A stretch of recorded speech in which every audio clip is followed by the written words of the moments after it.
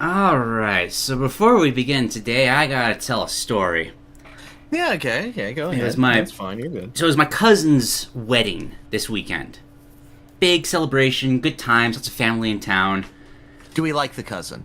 Very much so. Great cousin. Fantastic cousin. Okay, all right. Tone established, continue. I'm saying this because I need to apologize. Drank pretty heavily, which is normal for me.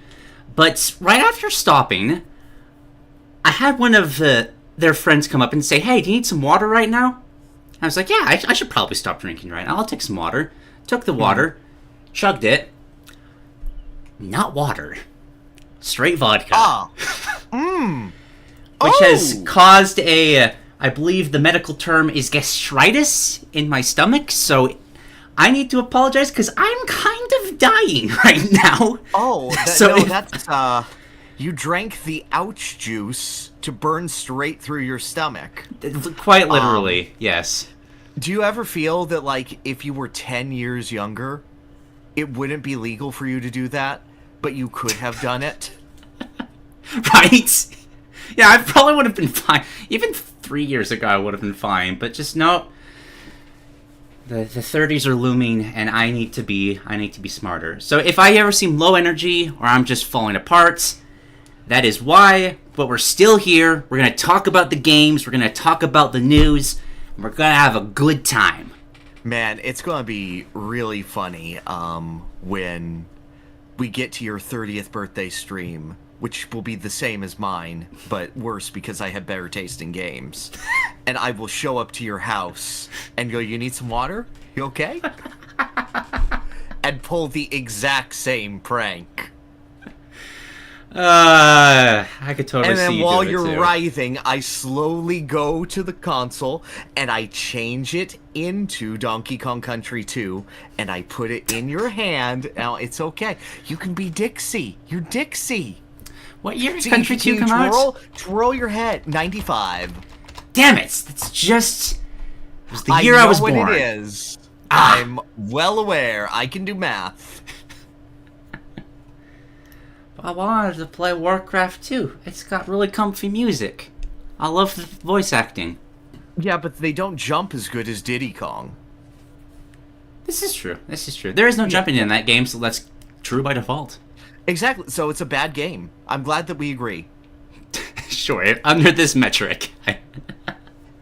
Wait, you're going to sit here and tell me Warcraft 2 is better than DKC 2? Easily. Let me rephrase. That it aged better than DKC 2? No, that's not... Yeah, you're completely correct there. Well, I don't care if you have nostalgia or like, ooh, I get me boner whenever I play the RTS, but, you know. Oh, yeah. 9-unit selection limit is just an absolute pain. Yeah, that's the only thing holding it back, clearly. Welcome to Design Dorks, everyone. I'm Pyrr Kong. This is the Duke of Dorks. We talk about video games. It's going to be good. For sure. And on that note, like, what games have you been playing lately today, man? Oh, man, I've been... Well, not as many games, but sort of like just a consolidation of certain games. Okay. Because I've been mainly focusing on 2, which will take up the bulk of discussion, but then sometimes I will sit in, my darkest days and I will look up at the sky and I go, I have never beaten Sonic the Hedgehog 2. And then I'll beat Sonic the Hedgehog 2. So we're going to start by talking about the video game Sonic the Hedgehog 2 for the Sega Genesis. Have you ever played Sonic the Hedgehog 2? Like, once. What are your impressions of Sonic the Hedgehog 2? That's a Sonic game. I don't really enjoy the formula in the first place, but, like, it's... What is the formula? The sort of, super fast reaction / kind of memorizing the course to speedrun through them as quickly as possible. That's how I interpret Sonic games, at least. Cool. That's also how I interpret Sonic games. And I played through this game, and I was like, I'm just going to beat it. I've never sat down and beat it. I always get tired by like Mystic Cave or Oil Ocean or something. And whenever I've needed footage for it, I'll just skip around into the individual level select screen. So I've beaten every level of Sonic 2, but never as a whole game, just as a collection of I need footage of Metropolis Zone right now. And in beating it, I had a relatively miserable time. Oh! Okay. I didn't enjoy many levels. Let me put another way. I felt that it was continually unfair how it simply punishes you for holding right a little bit too long, and how it rewards you in other sections.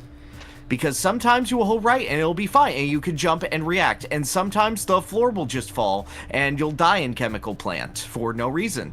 And sometimes you'll fall and you'll go into the water in Chemical Plant for no reason. There's not a lot of consistency in Sonic 2's level design. And there are certain levels that I enjoyed, which were like Hilltop, Chemical Plant, except for that portion I thought was very nicely done. Weirdest thing, I like Metropolis Zone. Oh, really? I thought that was, as many people would say, oh, it's cruel and you can't really react to anything. It's like, no, you just anticipate that the game is going to fuck you at all times. And if you do that and you predict it, then you're good. And then I tried to go through the bonus stages, and I hated them. I hate those. You see them on screen right now. I hate those. Yeah. Just the requirements are incredibly stringent. Tails is an active albatross around your neck as he gets hit, and it is pure trial and error memorization. Absolutely loathed it. Same thing essentially goes for the final bosses, where you have to go, what are the points on their bodies that hurt them? And what are the points that instantly kill you because you have 0 rings? And once you have that down, they're easy, they're rote, they don't matter. But getting to that point is obnoxious, because you don't know that Eggman's offhand counts as an active hitbox. So I beat it, and I felt bad, and I didn't enjoy myself. So I beat it again. Because that's what you do with Sonic. I felt, okay, I've gotten a basic experience. This is not interacting with Sonic 2 on the level it wants me to. So I continued, and I beat it again, and I got Supersonic because I left Tails right at home where he belongs, and I learned routes, and I jumped off of things earlier, and I did it faster, and Supersonic is so much fun. okay, nice. Like, they don't tell you that he just jumps a little bit higher, and because he does that, he can skip all of the skill checks of the game and just go to higher routes. And you feel not like you're breaking the game, but like it suddenly became Mario. And when Sonic is Mario, he's really good at being Mario.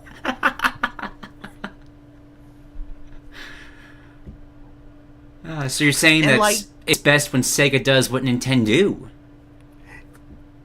Damn, you really seducing me with those words. But yes, if Sega simply copied Homework better and stopped being original, then they would be so good. Just follow the RGG team of using animations that we've used since Yakuza 1.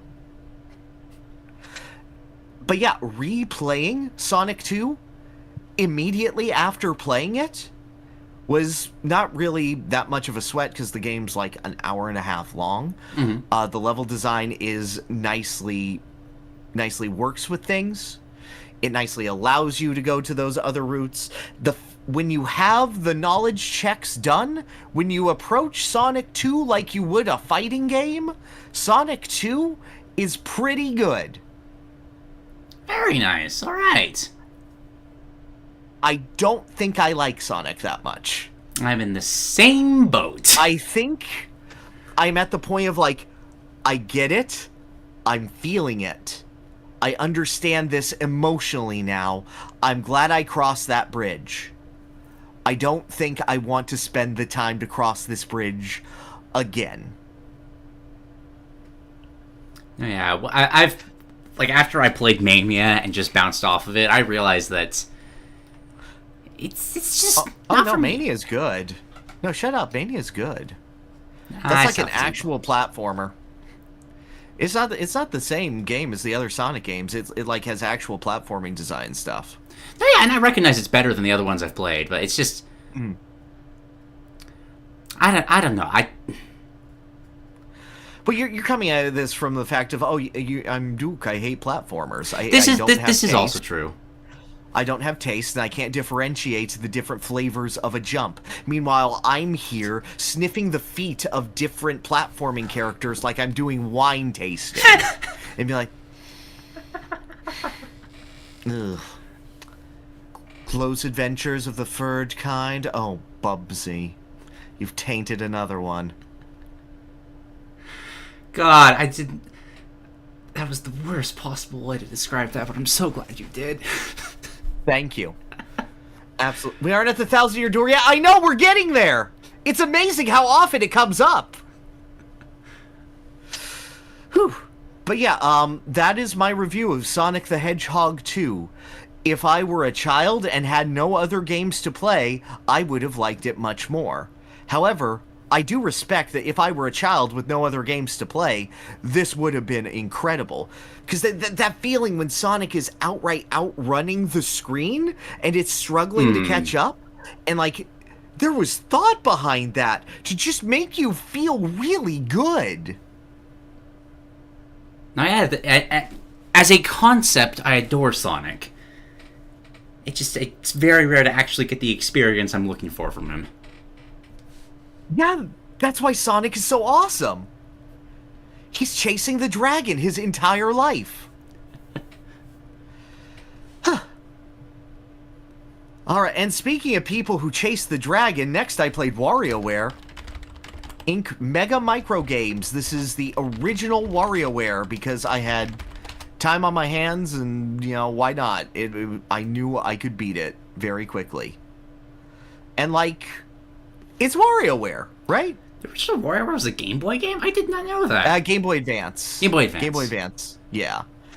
And, like, what's your familiarity with WarioWare before I plunge in? I've played, like, I think it was a Wii game once, and that's literally it.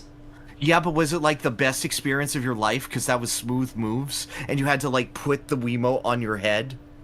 Or dumb shit? So, my view of WarioWare is a bit sour, because I also grew up with, like, Rayman and the Rabbids games, so it just kind of felt like another offshoot of that.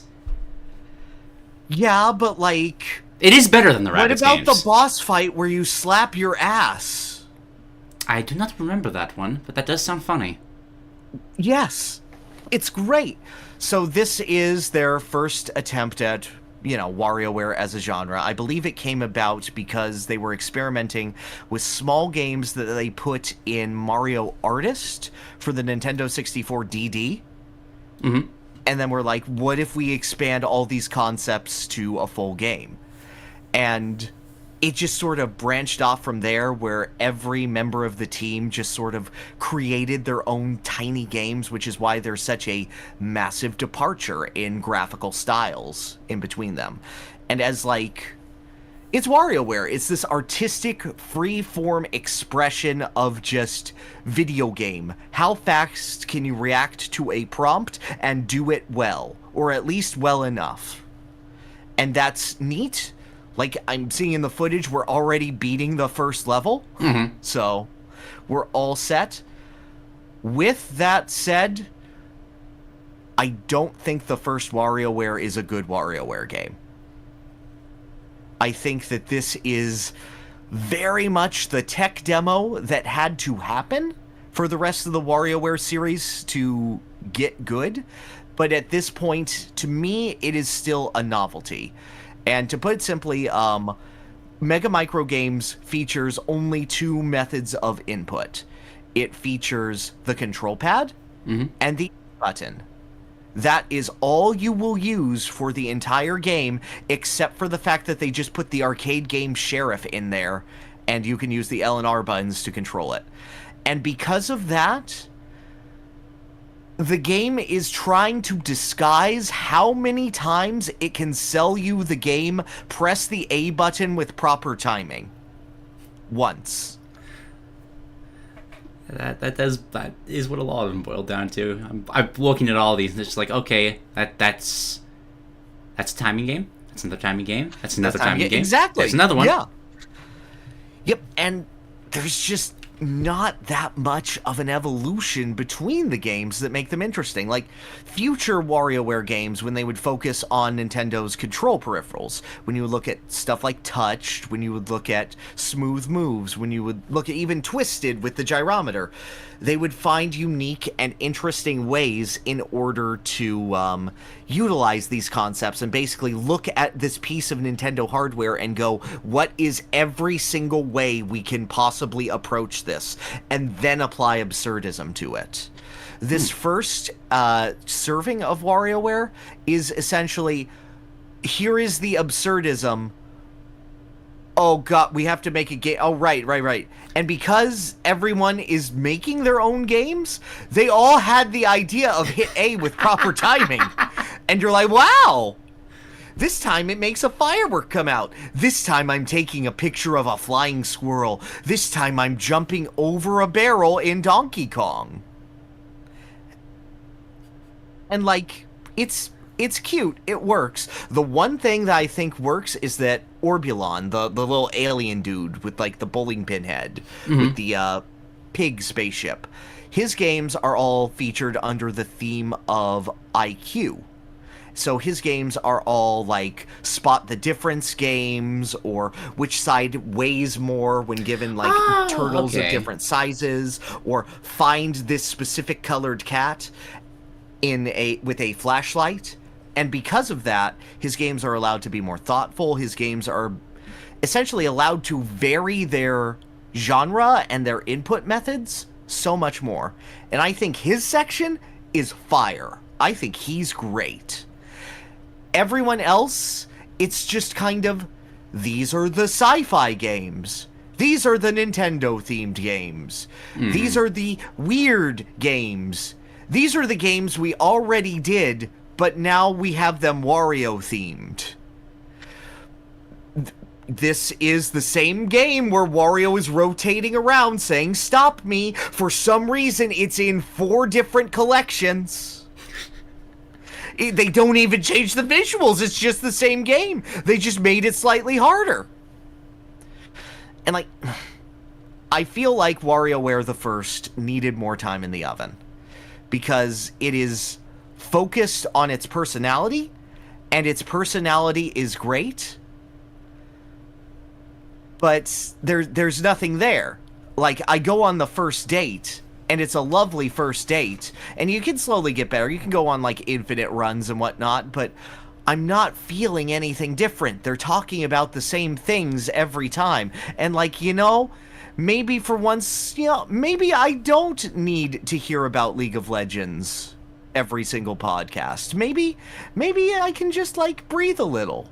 Maybe I don't need to know about RTS gameplay. Maybe I don't need to know about an Age of Empires 2 update every single time that we sit down for dinner.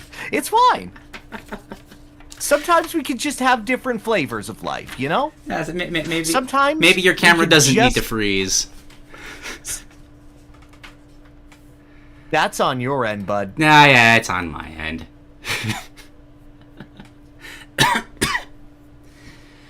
Okay, is it the same issue?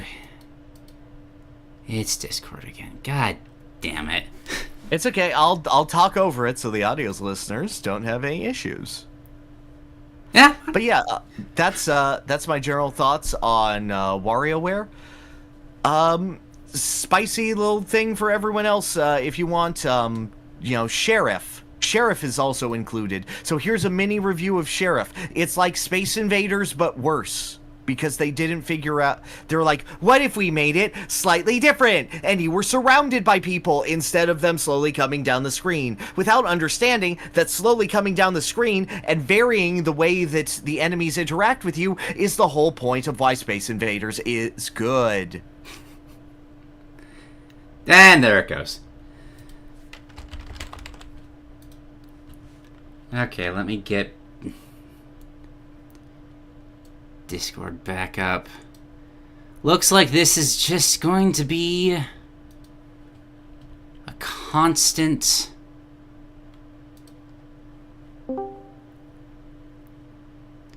It crashed. Right. I noticed. I noticed when I was talking to the air that it crashed. You got so mad at Sheriff that... What the... It's fine. It's an aggressively fine mini arcade game. Yeehaw.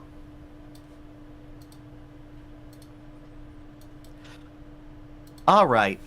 And then I was sitting alone, as I often do, and I looked at like, oh, I need to look if the Nintendo Switch Online icon's updated, on the off chance that they will add King K. Rool for no reason.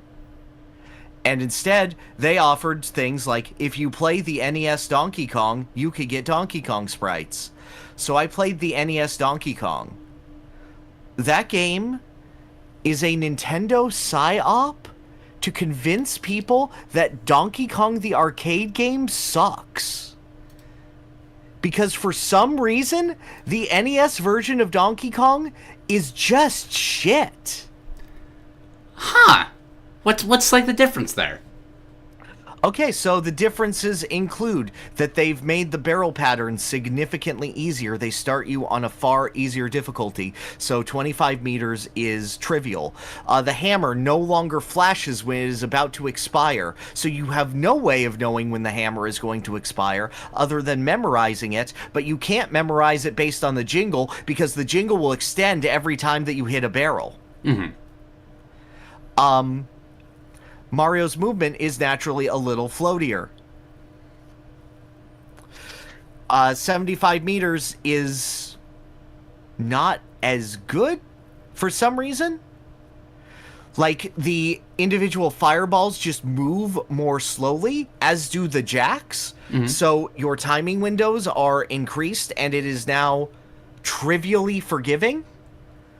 The fireballs at 100 meters, the final stage, can no longer go over gaps, so you can just kite them in the corners. Mm-hmm. Also, it can't spawn as many as the arcade game, so that is also trivially easy.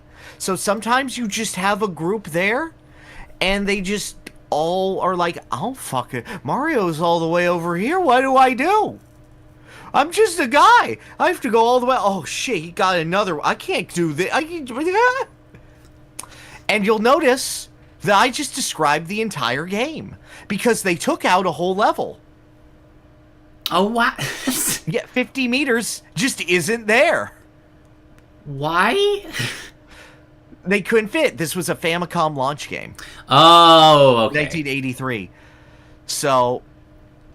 Couldn't compete with the technology of arcade cabinets. Yep. So you have a first level, which is now trivially easy. A second level that does not exist. A third level, which does not change in its variety and does not allow it to be harder. And a fourth level, which has been made neutered in your ability to actually die in it. Every single part of this game has been made considerably worse. And this is the version Nintendo keeps re-releasing. Huh. Just want to show people how far they've cut. I don't know. Imagine if I kept releasing Sonic 1, but it was the GBA version that was zoomed in.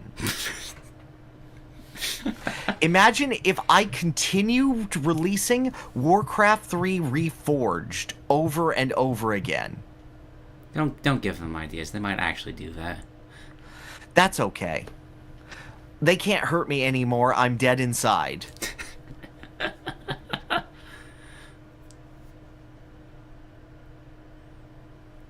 It's just, that's hilariously bad.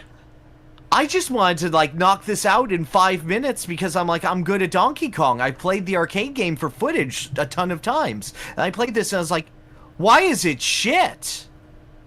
I'm not this good. I mean, it's like you said, apparently it's a psyop. They just... Yeah, I don't get why. Why do this? Got a bone to pick with the original DK. That was Nintendo on the Wii U and only put the GBA versions of SNES games? Okay, listen. Mario Advance 4 is really good, and it's really funny when they say just what I needed. You can't tell me just what I needed isn't super funny. Alright. And I have one more smaller game here, and that is Sayonara Wildhearts. Okay, this one I have been so interested in, but I've never gotten around to. What is this game like to play? This game is, okay, so imagine a music video tied to an album, and you are playing that music video. That is the best feeling that I can describe Sayonara Wildhearts to for you. It is just what you can see on the screen. You're going through multiple little lanes, and you are collecting all of the things. The game gives you 0 instruction. It is just, we are going to be playing this entire album of music that is timed to this music video vibe. Nice, I love that. It is about an hour long. Some of the music is beautiful. All of the boss tracks are vocal themes that are like twice as long as the other songs. And it's not just an auto-scroller. Sometimes you have QTE sword fights. Sometimes your motorcycle is a sword. Why not? It goes as hard as it needs to. Sometimes you just go into a beautiful forest and chase a deer, and then you ride the deer, and then the deer becomes a motorcycle, which then you fight a motorcycle gang of mechanized werewolves, all in time to a music, that all become a werewolf hydra. Well, that's awesome. Yeah! This is pure vibe in the game. The music is great. The gameplay is not. Oh. The gameplay is completely serviceable. I don't think it's a very good rhythm game. I think that it puts the breadcrumbs in front of you, but doesn't give you the means to, like, do it properly on the beat. And the one thing that it does that really, really bugs me is that when it has a QTE, if you do not nail it perfectly and are slightly off, it will slow down the gameplay so you have more time. But it also slows down the music. What? No! You don't do that! And that makes it feel extra bad. And just... I think that everyone should go on Steam, purchase this game, beat it, because you will beat it in an hour, and immediately refund it. Because it is absolutely worth experiencing. But you can also beat it within an hour, and you are better off just buying the soundtrack and looking at the pretty visuals. Because I do not think the rhythm element holds up. That's a shame. Yeah. But it's a good album. If you love EDM trance shit that turns into rock shit, it's really good at that. And, like, you just look at it. Another issue I have is that levels are, like, 45 seconds long. I've been noticing that, yeah. Like, it's... Yeah. Seems like it just starts and it's building up to something, and all of a sudden it's just over. Yeah. Also, Queen Latifah is the narrator, but she's only at the beginning and the end? Sure. Which is weird. But yeah, if you like self-expression through music that is a little pretentious, but also it was lesbians all along, let's go, then this is a good game to vibe to. I think everyone should listen to this game and look at the pretty colors, cause yeah, look at it. Oh yeah, I'm enthralled by the visuals. Yeah. This is almost everything I want in a game. The only thing it needs is rhythm. Yeah, apart from the most important part, it's got everything else. Exactly. You get it. So that is my review of Sayonara Wildhearts. It is a good rhythm game, except for the rhythm part. Damn. That's a shame indeed. Yeah. Alright, and then I got 2 much longer games to talk about, but you have games to talk about, so you talk about one of them, and then I'll talk about one of them, and then that's how the podcast works. That is indeed how conversations function. Well done, well done. Yes. I'm glad we could explain this to our audience. I solved it because I felt like everyone here, because you're watching this podcast, you may be really smart, so you may need basic things understood to you, because you're just thinking too fast. Okay, so I've only played 2 games, like, in general, since the last podcast. Not counting, like, stream stuff, which I won't be talking about today. But my first one is a game I talked about, I think, a year and a half ago, when it first went into early access, called Songs of Conquest. Okay, yes, I recall you talking about this. Yeah, kind of a...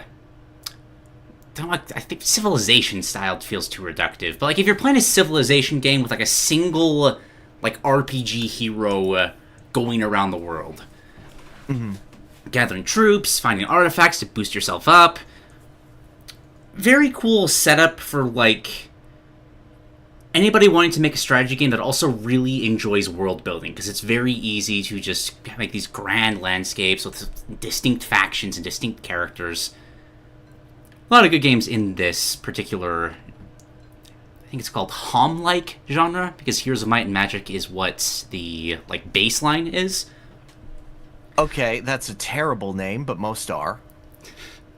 This is true, this is true. That says less than nothing, because you have to explain what a HOM is. But it's funny! No, it's not! Like, even if you go Metroidvania, that's a shit name, but at least people will have a point of reference to Google. If you go HOM, all Google is going to go is, did you mean ham? Yes, the ham-like And then Google AI is going to go, oh no, steamed clams were invented in the 1900s in Seymour Skinner's home, you see. And you're like, thanks, Google AI! So helpful, so helpful. I'm so pissed off that I keep searching designing for, and Google AI won't tell me what I am. Just check every now and then. Just every now and then, yes. I get you, I get you. So as a spiritual successor to that kind of older genre that's kind of just died by the wayside, Ubisoft got a hand on the IP and they just ran it into the ground. This game is the perfect spiritual successor. Like, it hits all the same beats, it fixes a lot of the same issues. The original, like, Heroes of Might and Magic games were really poorly thought out balance-wise. You'd be able to, like, cast spells on the overworld, but there wasn't, like, a limit on how much you could do so. So in a game like that, where you're supposed to be able to, like, capture territory, having somebody that can just warp all the way around the map and just take the entire map without you even knowing that they can do that becomes a major problem. Yeah. But this game is a lot smarter. It condenses the gameplay format into just, like, kind of supply chains from, like, bringing your forces over to your other heroes. Sorry, I'm getting, like, just, like, spasms of pain. I'm making it hard to talk.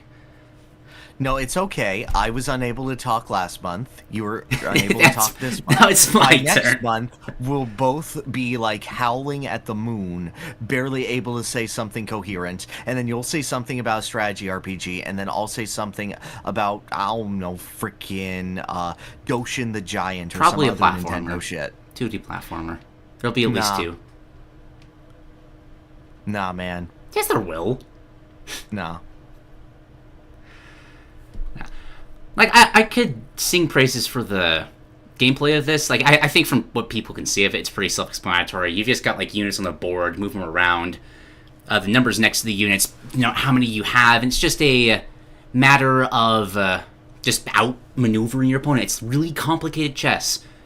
Mm-hmm. But what I really, really appreciated about the original Heroes of Might and Magic, and what is still true here, is that's a really good setting.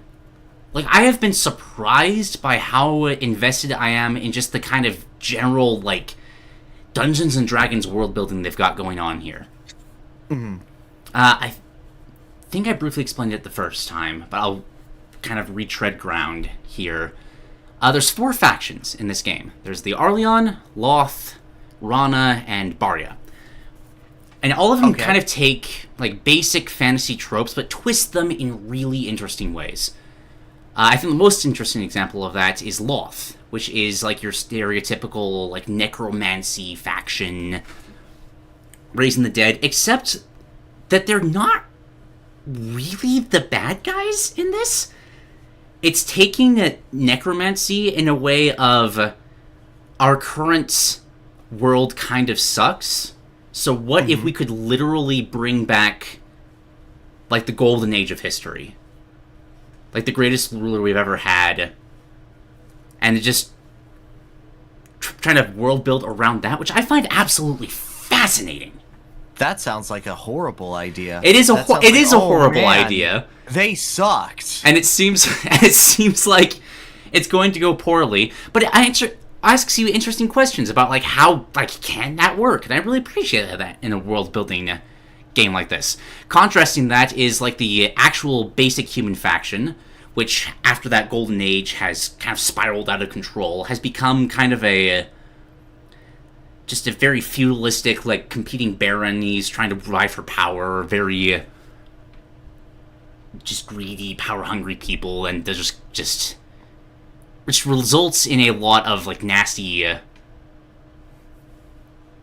like, what's the word I'm thinking of? It's not strong hat, steel, iron grip, Iron Fist. Iron Fist. Thank you. Yeah, it's Tekken. Yes.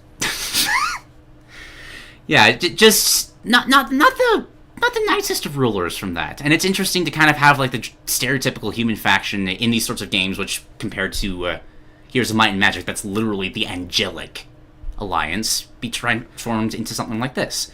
But at the same time, they also make it a kind of a Narnia faction, where they're also trying to kind of reconnect with, like, there's lots of fey creatures in this, so it becomes sort of a faction that needs to re-embrace their past to be able to move forward into the future, which the world building around that's really fun.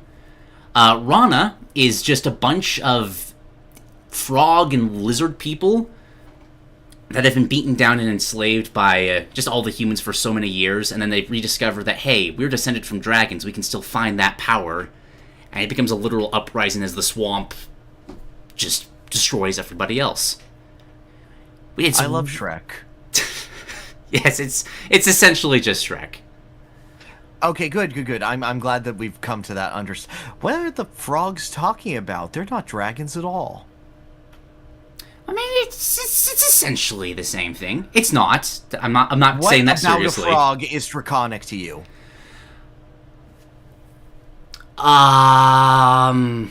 Is it just green? Maybe. Just a little bit. Kind of. Sort of. Yes. It's pretty much just the green. It's the green faction.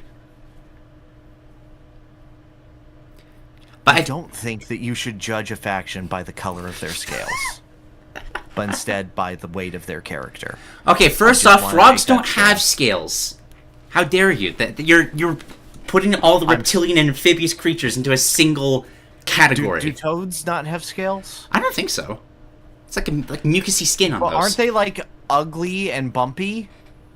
Some of them, yes. Aren't those scales?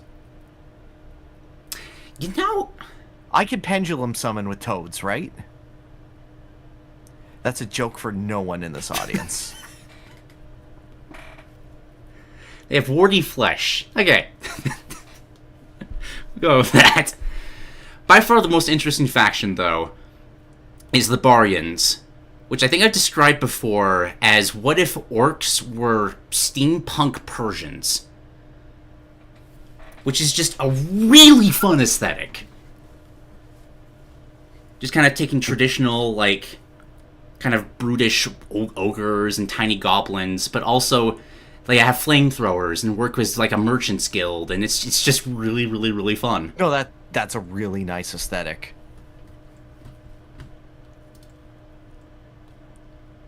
And I enjoy the various world building ideas they bring onto the table like this. Like the Baryons are a very kind of like just merchants guild kind of setting to a fault. Where you'll have like two rival people being like, "Oh, hey, it's nice to see you again. Oh yeah, no, it's lovely to meet you again. Are you guarding this area?" "Yes, I am." "Well, I need to pass through this area." "Well, I'm being paid not to let anybody through. So does this mean we have to fight?" "Ah, that's unfortunate." "Well," and then they fight, and I'm like, "Okay, we'll see you next week." It's just it's a very kind of charming setup for a story. I enjoy it greatly. All right. Good. I've missed Good. this kind of multi-faction tell the story from multiple perspectives, because we just don't get a lot of that anymore due to the kind of the not resurgence. What's the opposite of resurgence? Decline. The decline of these sorts of bigger RTS formats. So it's nice to get a little taste of the past again. Okay. No, that's good to hear. I don't know. That's all I got. I'm tripping over words so badly. Go talk about Paper Mario. You're good. You're losing basic things. But speaking of going back to the past to play awesome games that kick ass, let's go. We brought it there. We landed the plane. I have been playing Paper Mario: The Thousand Year Door, the remake on Switch. So let me open with this. Should you, person who has heard about Paper Mario: The Thousand Year Door for way too long, but has not played it because you weren't in that very specific window of GameCube owner who was still obsessively buying GameCube games in 2004 through 2006, pick up this remake. Yeah, you should. This is a great remake. People may take issue with some of the things that it adds, specifically remixes to musics. A lot of individual music tracks are added with a lot of bombast to it. A lot of that sort of big band feel that Mario has become known for lately. And it takes away from the synthy sort of stylings of the original TTYD soundtrack. But for every song that it makes slightly worse, it adds like 10 different themes for small characters and for individual moments and cutscenes. Like Koops' dead dad, who he reads a letter from for 45 seconds, has its own theme music now. Okay, that's fun. There is now a version of Rogueport's main theme just when you go in a shop and just when you see Flavio at the bar. When Flavio joins your party, a small kazoo starts playing in the background to signify that Flavio is here and he is actively taking away from the experience. This is very important. Is the Flavio glitch still in the game? No. Damn it. No. I was really hoping they'd keep that in, and then, based on what you described, just have that kazoo kind of in the background through the entirety of the music. Also, there's some interesting art direction choices at times, like some of the areas are really fleshed out with the new lighting, and sometimes, like, there's ruins under Rogueport, and now the floors to that are shiny and reflective. Yeah, So sure. it loses that really grungy feel of the original. It loses this is the ruined city that now freaking criminals are hanging out in to avoid the light of day. But it also gives it this sort of ancient ruins vibe. Glitzville is now very much leaning into its Chinese imagery, as well as Chinese sort of instrumentation, which completely changes the context of the original, where its pro wrestling themes were more brought to the forefront in its script. And those pro wrestling themes are still there, but now we have the more clear Chinese overture to it, which is cool and is more representative of the original vision, but is also really weird after this long. Probably the biggest detriment to this game is that you cannot skip text. Oh, for a game like... Ooh. For a game with very long text boxes, yeah, you have to wait for it to complete. You can't speed up the text, and you can't skip it unless you've seen it before. And it is slower than the original text speed. Oh, that's... Isn't this game like 70% text? Yes. Ugh. With that said, it's still really well written.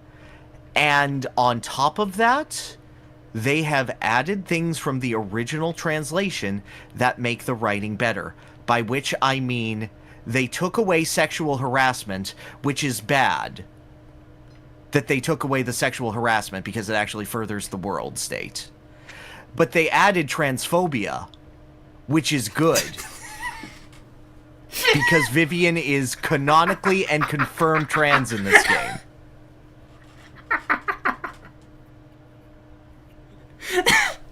The March of Progress, let's go.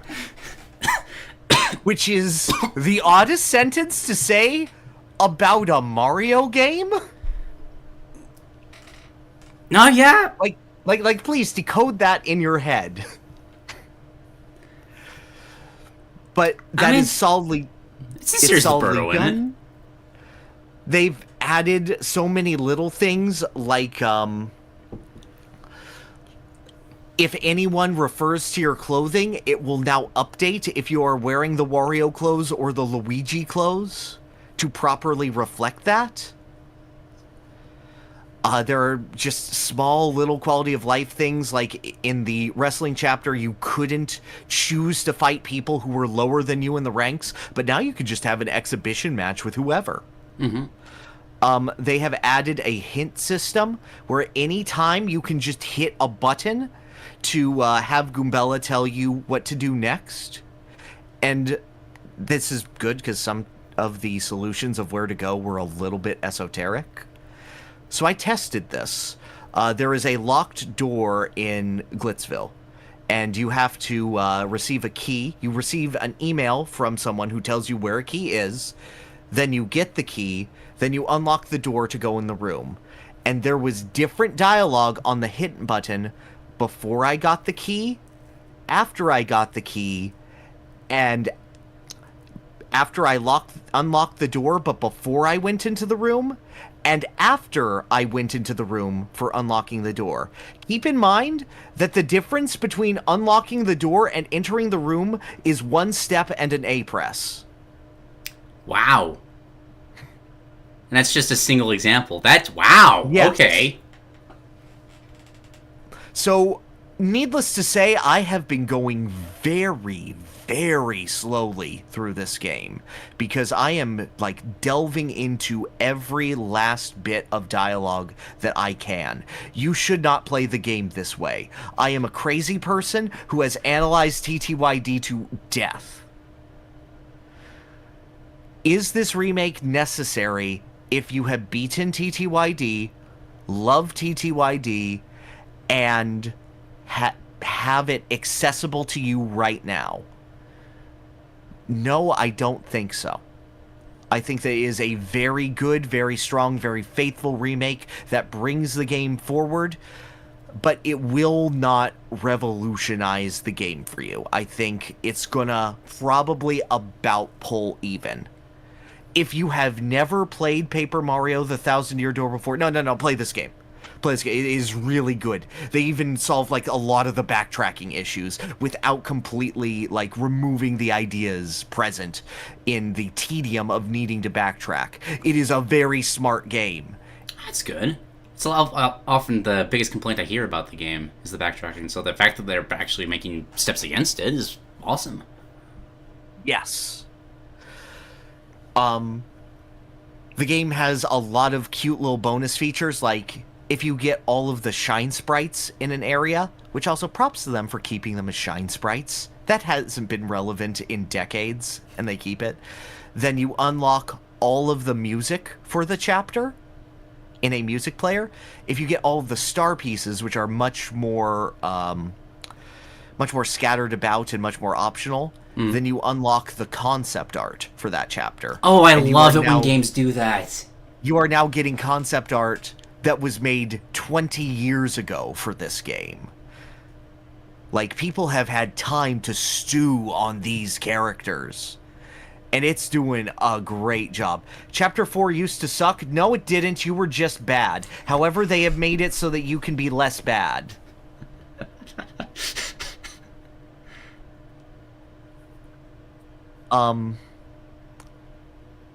I will now talk about spoilers for things specific to the remake. This is your warning to skip ahead to the next section. Or if you are live, plug your ears and go away for a little bit. Yeah, until the footage changes to something else. Exactly.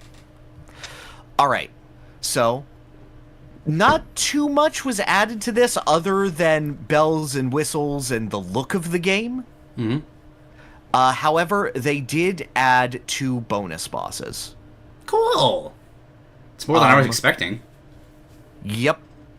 And one of them is, oh my god, why wasn't this in the original?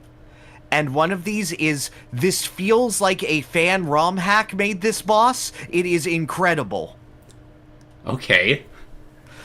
One of them is in the Glitzville chapter. You hear legends of this Prince Mush, who was the champion before you, who is no longer there for plot reasons. If you do enough Glitzville side content after you beat that chapter, he will challenge you to an exhibition match. This has been something that fans have wanted since the game came out. And this character decides to break the game. Because you know Paper Mario is based on very low damage but high intensity moves. Yeah. Like, the famous way to break the game is you hit someone with multiple moves that deal decreasing damage through power bounce and whatnot. Oh, speaking of power bounce, they have changed this and nerfed that, which was the dominant strategy, in the most incredible way I have ever heard of. Alright, how so? So you know the basic idea of Mario RPG jump attacks. You jump, and if you hit A when you land on the enemy, you jump again, right? Yeah. Power Bounce unlimits that, so it is as long as you keep going, then you will keep bouncing on the enemy. However, it will lower the timing window every single time. The original Power Bounce was designed around a very stringent timing window where it's like, okay, you have 7 frames, then 6, then 5, then 4, then 3, then 2, then 1. And 1 repeating after that point. This time, in order to mitigate strategies that increase your attack per hit, is now 7 frames, 6 frames, 6 frames, 1 frame. Oh, okay. 5 frames, 4 frames, 3 frames, 2 frames. Oh, so it, like, just kind of fucks with you in terms of, like, exactly. Okay, how... That's cool.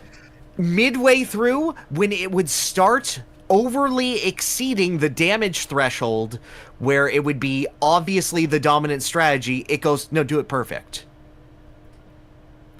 And that is the most subtle and cool way of doing it that I have experienced. And I love that. Oh yeah, that's incredibly fun. So that's such a clever way of keeping it in the game while also making it not as dominant. Yes. And I say this because Prince Mush is doing that strategy to you. Yes! After you get him halfway down, he is like, you aren't going to get a chance to attack. I am going to keep going, and if you don't perfect parry with the super guard, I'm just going to keep doing it, and you will die, and I will do upwards of potentially 100 damage in a turn. You only have 60 hit points. And that is so rad. But it is not quite as rad as the true final boss. So I had fun with this. I beat the Pit of 100 Trials on my about chapter 4, because I think that's a good point where you're not overly punishing yourself and relying on very specific strategies to get through. Like, you have a decent party at that point, but you are still grossly underleveled for the challenges ahead. So I beat that, and I was like, what if they did something different with it? What if they added to this? What if they did something more? And so, if you go down the pit again, there will be another boss for you. This is their music.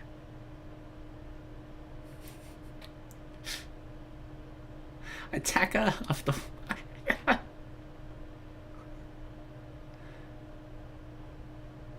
Why is that familiar?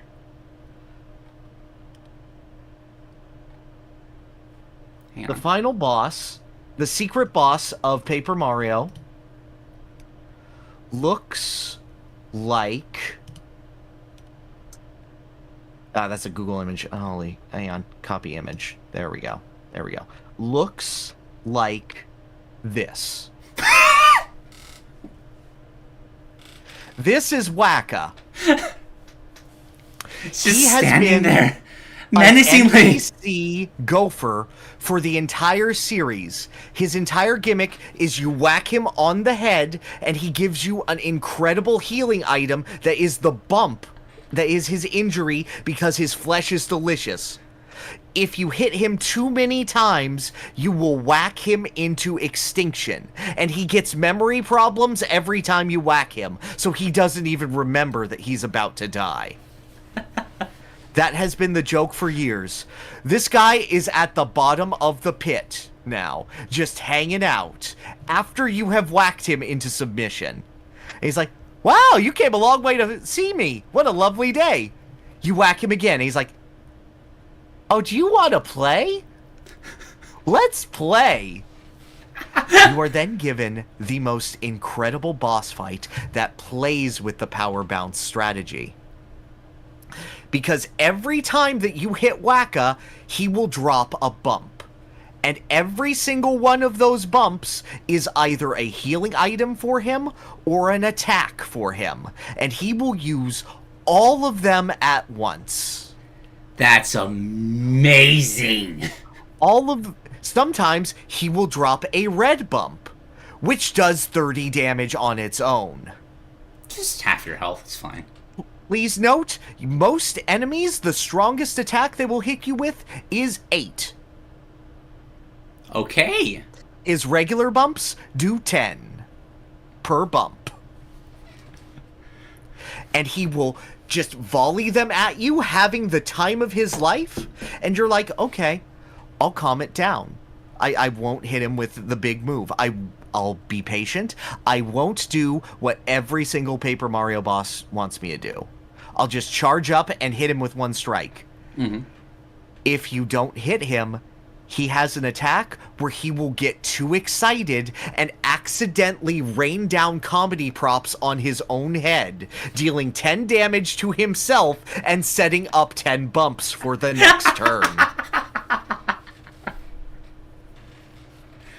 This is perfection. This is glorious. I love fun bosses like this. If this wasn't the biggest spoiler that you could possibly give, I would make a video on this in a heartbeat.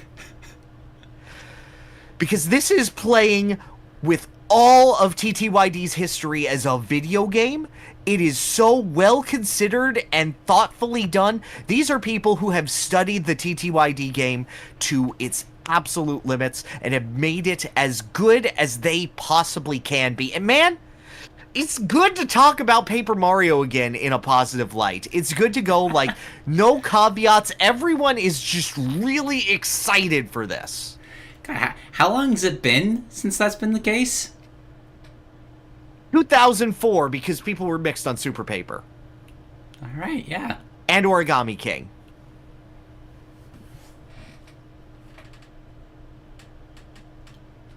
Oh, that's wonderful. I hope this leads to something.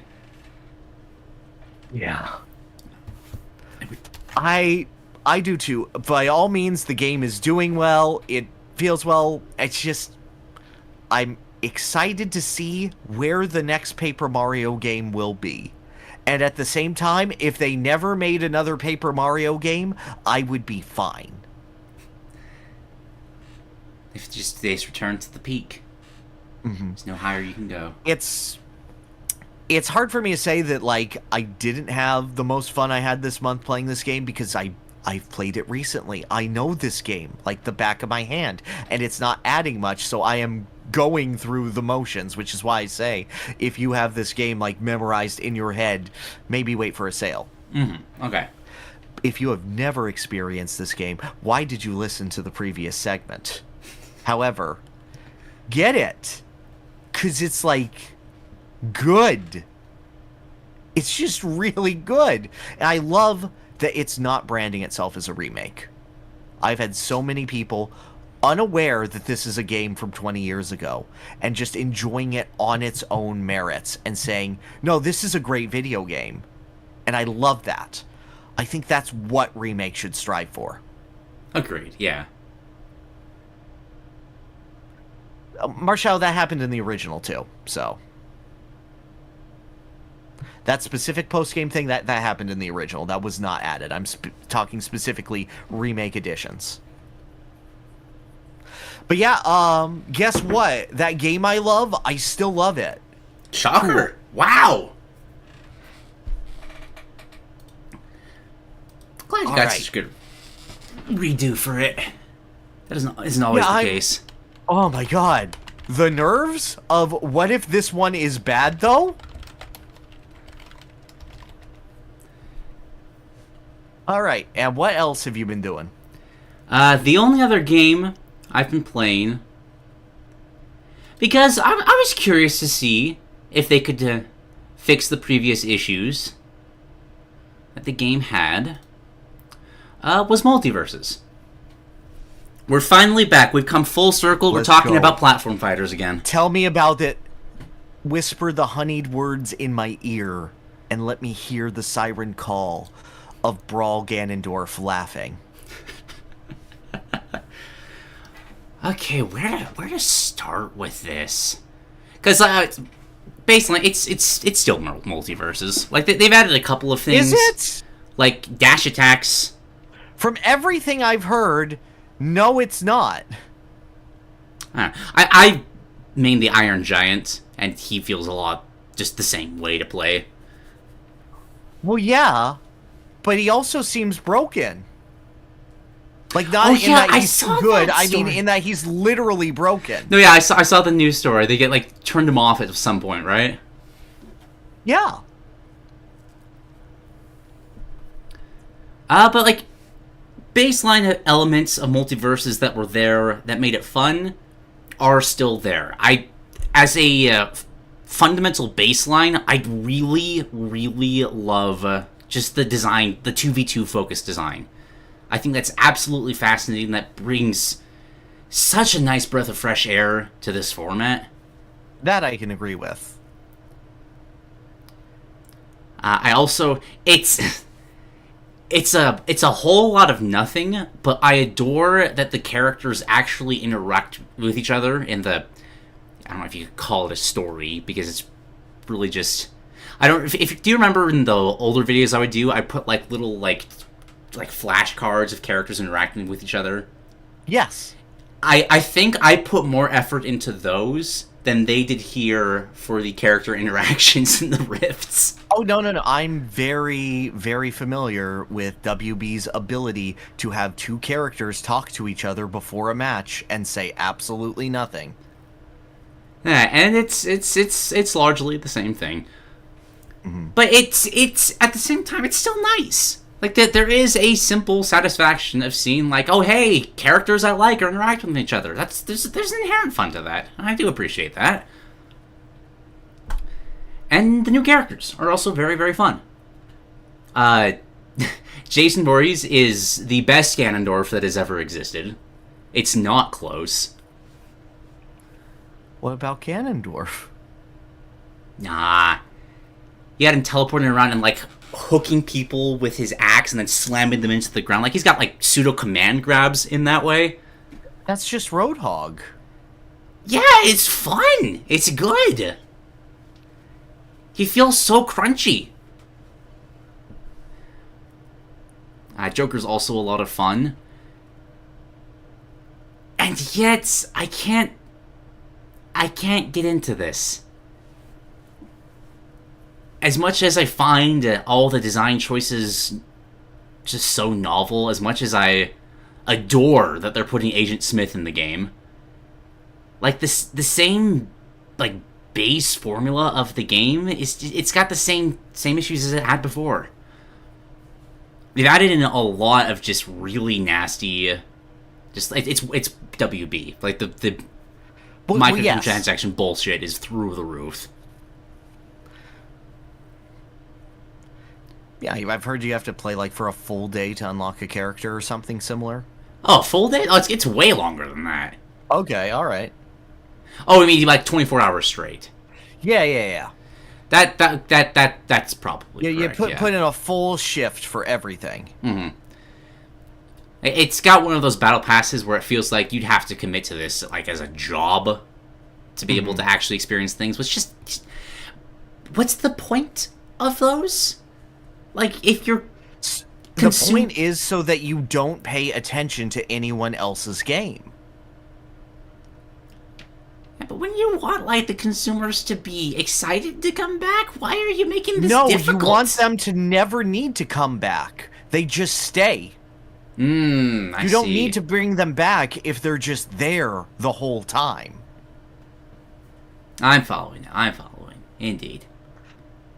Why would anyone need to play anything but Fortnite ever? I mean, that is a legitimate question that can be asked in business rooms. And the answer to that is the modern games industry. Mm-hmm. Yeah, how is the speed of the game in your estimation? Because that is what I have heard the most complaints about, is that we sent them away for a year to cook, and they somehow became worse chefs and ruined the meal. I play as the slowest, heaviest character, so there hasn't been it might just be that fact I just haven't noticed. All right. But I have also heard those complaints, and I think I understand them. Like, I still get to have fun, like, getting people trapped in, like, Iron Giant's whole, like, smashing the car combo thing, and that still feels good. Mm-hmm.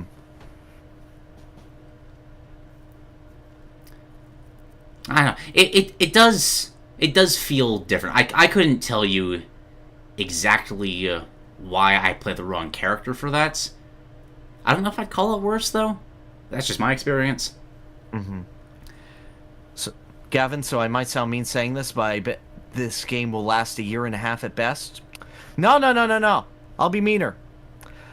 I'm going to say mean sounding this, but at best this studio will last a year and a half. There you go. Yeah, which sucks, because, like, it's... I would put money that it's almost entirely WB's fault. Like, the things that are wrong here. I absolutely agree with you. But God, it's such a mess. And rest in peace to all the fans of Ruby Rose who will sit there with all the fans of Gandalf in the they should have been in the game but are not going to be pile. I'm still upset about that. I still go back to listen to those Mordor and Shire themes every now and then. Yeah, don't worry. It's even worse because she was spoiled by Pickle Rick voice lines. Yeah, I was expecting so much more. And like, if you're going to like actively shut down the game and then come back, like I was, like they have 2 stages, 3 characters, one of which is very much I do love the Banana Guard, but it's inherently simple and kind of nothing. Yeah. He annoys me because he is so nothing that he makes Bandana Waddle Dee worse by just existing. Because now we have a point of reference. And now we have people not saying it's a Goomba with a hat. They have people saying, you really want Banana Guard in this game? Yeah. People are stupid.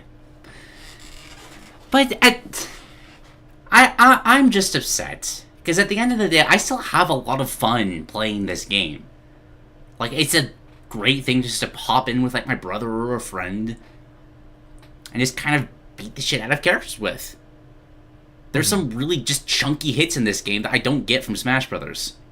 Like, the heavier characters, when they, like, hit hard, it feels so good. But I don't think this is gonna go anywhere. I know they're trying to fix things, but it's too late for a game like this. Well, see, I feel like if you don't have that heavy hitting, then you can complement it with your idea of speed. Nickelodeon All-Star Brawl 1 was terrible at giving the sense of powerful hits. Yes. That awful hit feel. But it was so fast and so jank and so weird that it was really fun. In spite of that. Mm-hmm. Like, it's absolutely a kusoge, but it's a really funny kusoge, and I really appreciate it for that.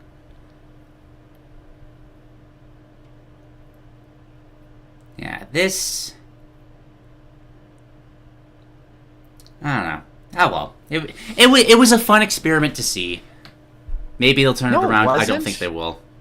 No, I enjoyed it. It was just sad. We just looked at it and we're like, it was good, and then it went away, and now it's back. And you're like, oh. No, we've learned that we can live in a world without you.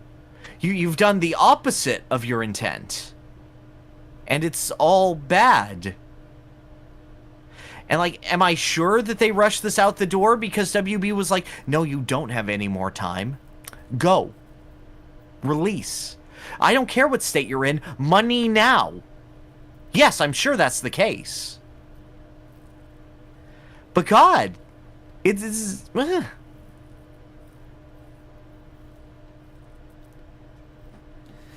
you gotta love corporate meddling. Yeah. Speed alone really slows people think slower is worse, which is very regressive. I would agree, but it's not doing anything to, like, fix that. It is just taking away the speed and leaving you with nothing. Because it had speed. It had a flow to it, Multiversus did. It does not now, from all I can see with my eyeballs. It is a worse spectator sport now. And from all testaments of it, it's a worse feeling game.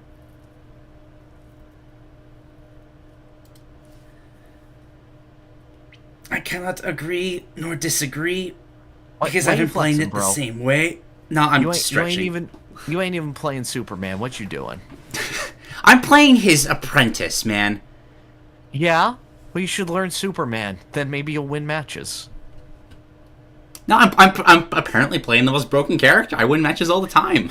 Well, don't you just, like, want to go to the blast zone and throw a person? That is very fun. Don't you want to win a match without dealing more than 100% damage for the entire match? Looks like you have frozen again. Oh well. Cool, that's great.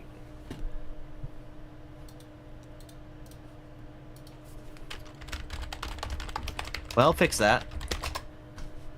Yep, one moment.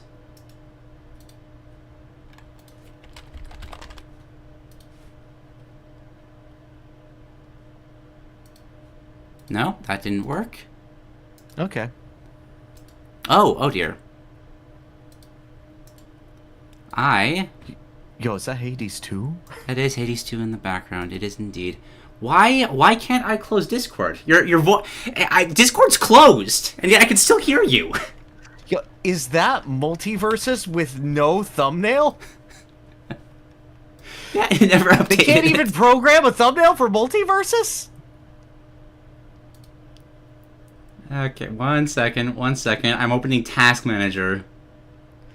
Okay. Shut this off. There we go. Reopen it.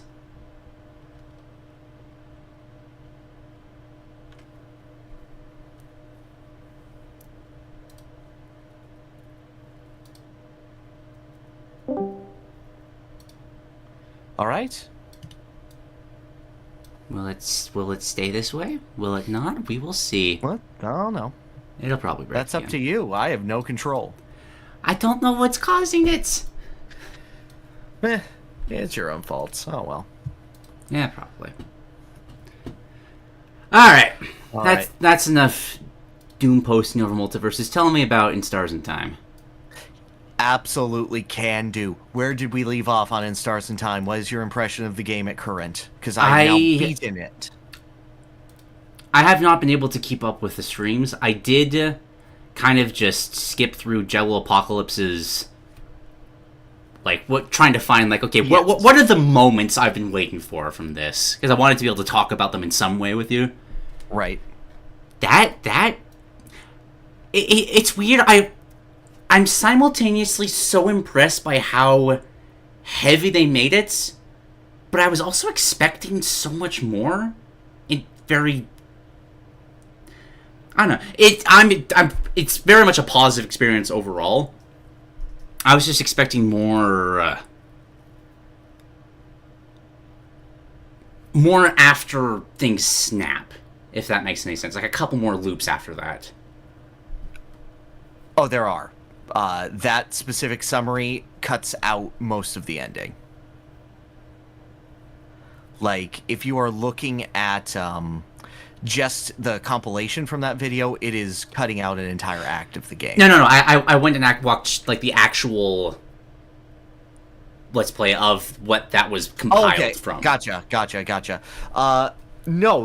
It does... It gets really bad, but the best part is a lot of that is player-driven to get that bad. And I love that about it. So, for those unaware, In Stars in Time is an RPG Maker game with a fairly strong RPG system wherein you are trapped in a time loop and are using essentially your knowledge of previous loops and where to go in order to navigate a labyrinth and try to find a way to break that loop. Mm. And I think it does that very well. If you want my general opinion of the game, this is in my top 100, and it is like in the mid-range of that. Oh, damn. So it is right. solid. Rock solid. Because the game is a game that goes, hey, do you like having dialogue when you inspect everything, every individual thing in this room? Now, would you like more dialogue when you do the flippy dippy, or then come back after you have all the bath modads and there's different dialogue for this? Do you like that? Do you want that everywhere? Guess what? Here is an obscene amount of dialogue and character interaction just for you.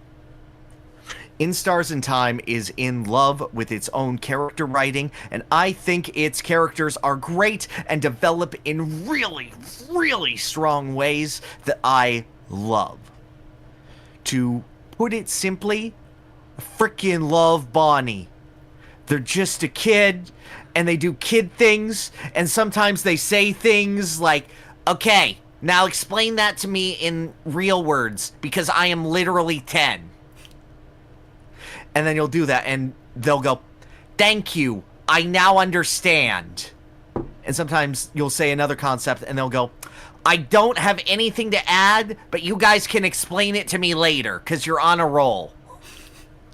And I'm like, I love this. I love this child. They're so good. They just want me to eat their snacks. And I love the snack time theme so much. I feel this way about every character. I didn't even think I would like Mirabelle as a character. Because she's very, okay. Very, very the sort of shrinking Violet sort of character. The sort of withdrawn and socially awkward. The sort of Marianne, Fire Emblem Three Houses sort. Mm-hmm. Sort of overly apologetic. And I'm like, oh, but when she gets to a point, and when she gets to that proper driving point, she's fun and witty and solid. And what I appreciate about the game is that it has this very distinct art style to it. It has this very much, you can call it Tumblr art style, I feel. Yeah. Very much like, you look at this and you are reminded of Steven Universe. Yeah. And it has that feeling like it's going to go that way.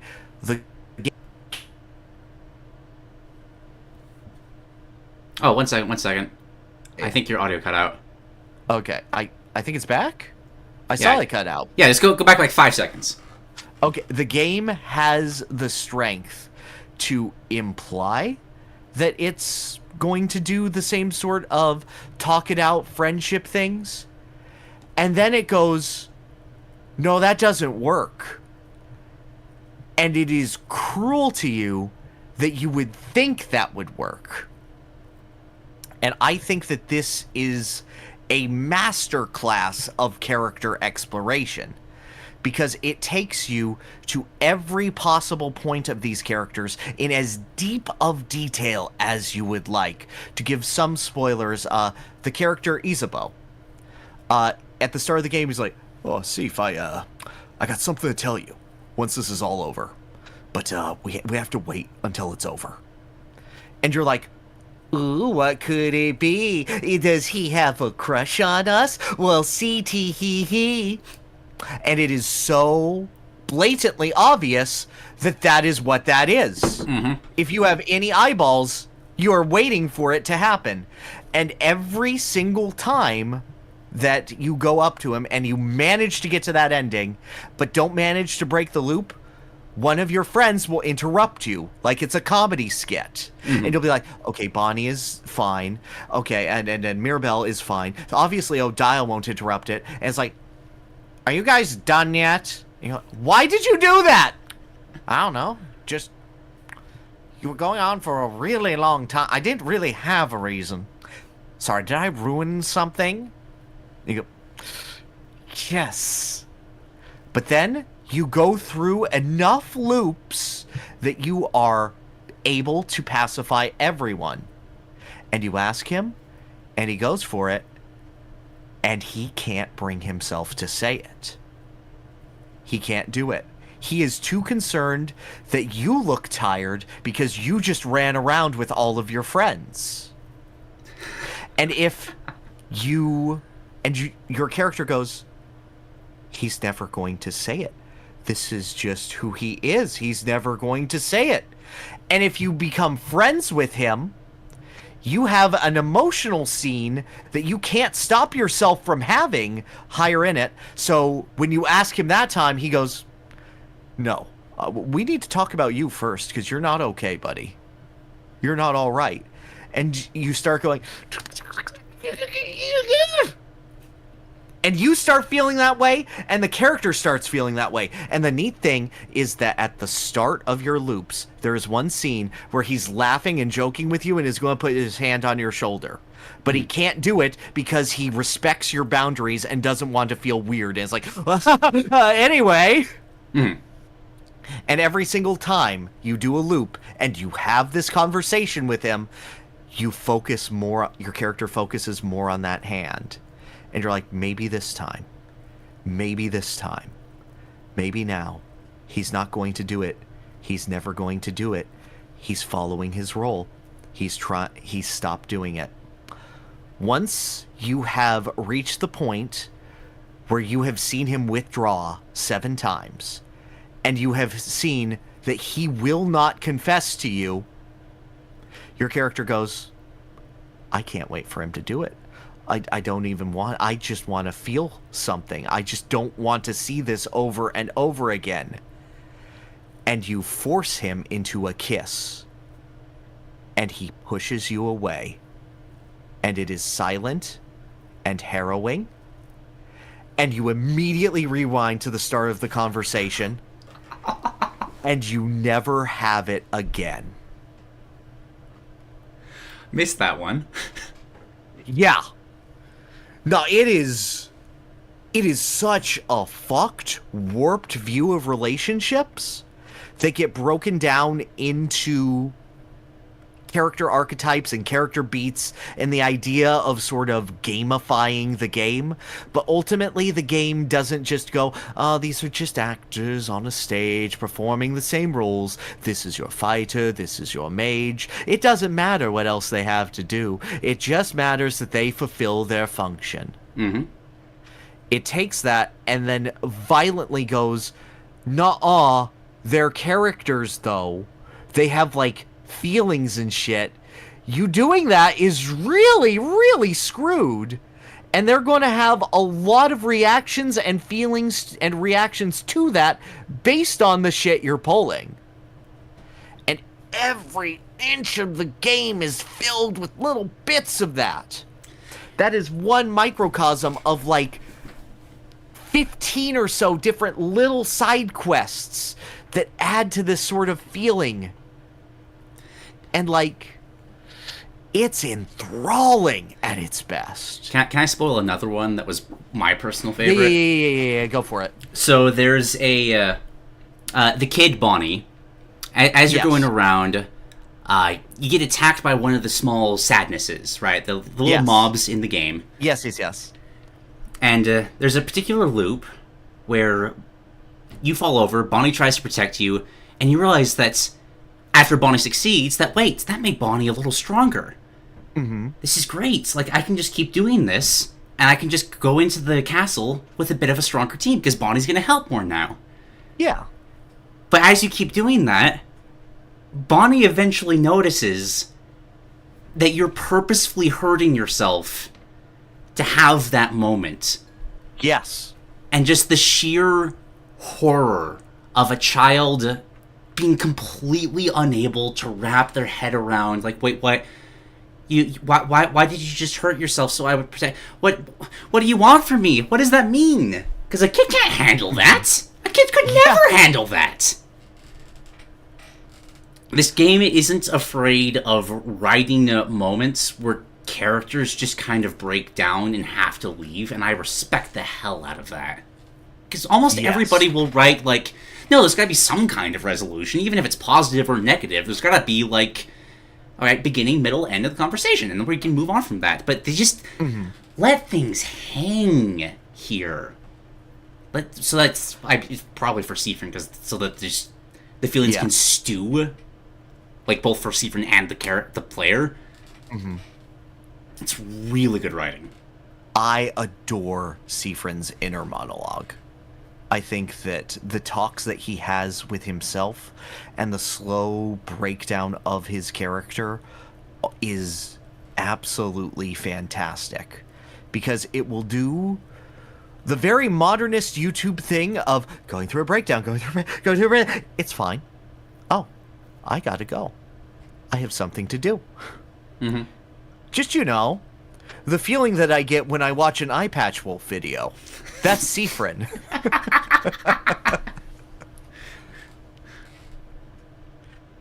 And just, he does it well.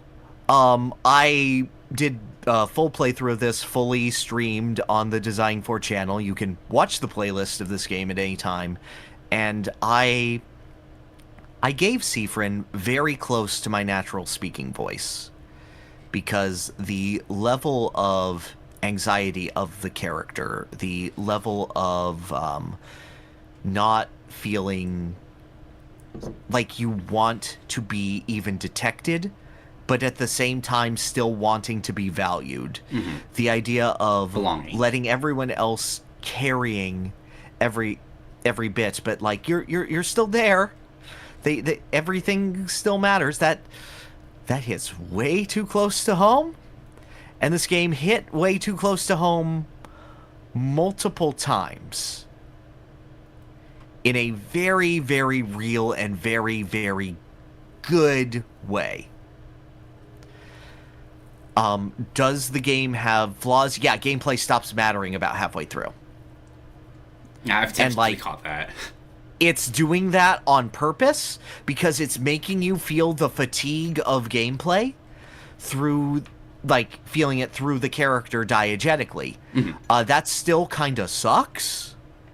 And it's still doing interesting things with it, but at the same time, it still exists. I don't know. How you feel about it when games purposefully suck? Oh, gosh. It depends on how long. Like, I've had moments where I'll just be going through this level over and over. Like, I appreciated the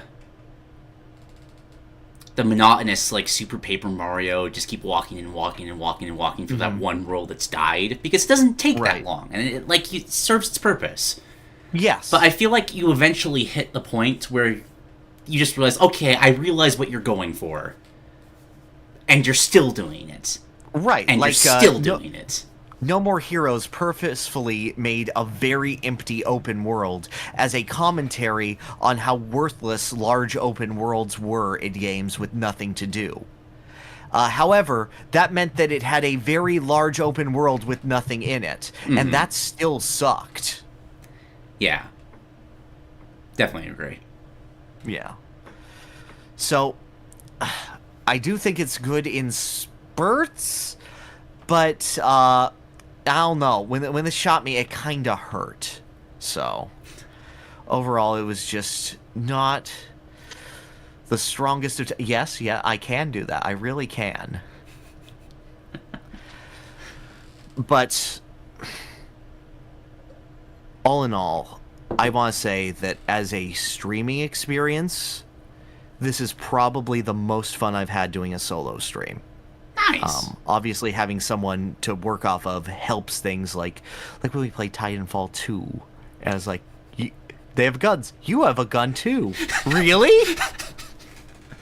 That's a blast, and I do love that. But God, this made me realize how much I miss voice acting. I lost my voice 3 times doing this stream, and only one of them was due to laryngitis. No, yeah, and may I just say, from what I was able to see, like, you killed it consistently through the whole thing. Thank you. Thank you.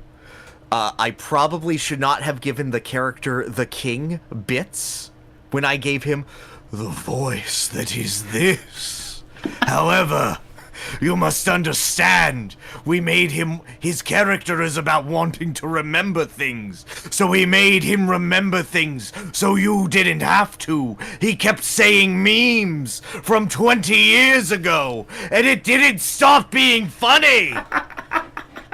Where he said, "Oh, bright one, I don't remember the sequence. Electro, Diglett, Nidoran, Mankey, Venusaur.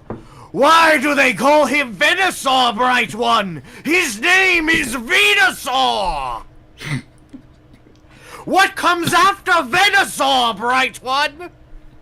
Don't choke on your water! It will come out of your nostrils!" Good night, Lukaku. Bright one, you can never top me! But, yeah, all in all, that was... I just wanted to say how good of an experience that was, and how... God, I put my whole voice actusy right into that, and it felt so good to do that. I miss being able to, like, feel emotions and catharsis through characters, and just be able to talk in this voice and know, oh, that's a dial. That's the range. It feels right. It feels good. It feels like I'm not just repeating the lines. It feels like I'm feeling the lines, and I appreciate those. It's good. Yeah. Ends. It ends not as strong as its lead up to its ending, but also it couldn't possibly do that, and it still ends very strong. Like, I will say it ends predictably, but it ends predictably in a very good way. Like, it takes all of the steps necessary to make its ending feel earned. Mm-hmm. And that I appreciate more than it trying to outsmart me. I think to explain what I said originally, that I was expecting more. Are you familiar with, like, the secret boss of this game? Yes. What the secret boss was is kind of how I was expecting the game to end going through it. Yes. Yes, I agree. I appreciate that the game lets you mid-game call that out. And then you'll have extra dialogue going, I was right. And the boss will go, yeah, what does that matter? That doesn't change anything that you got it. Mm-hmm. And I'm like, oh, I'm glad I got it, but, like, thanks. I appreciate that a whole lot.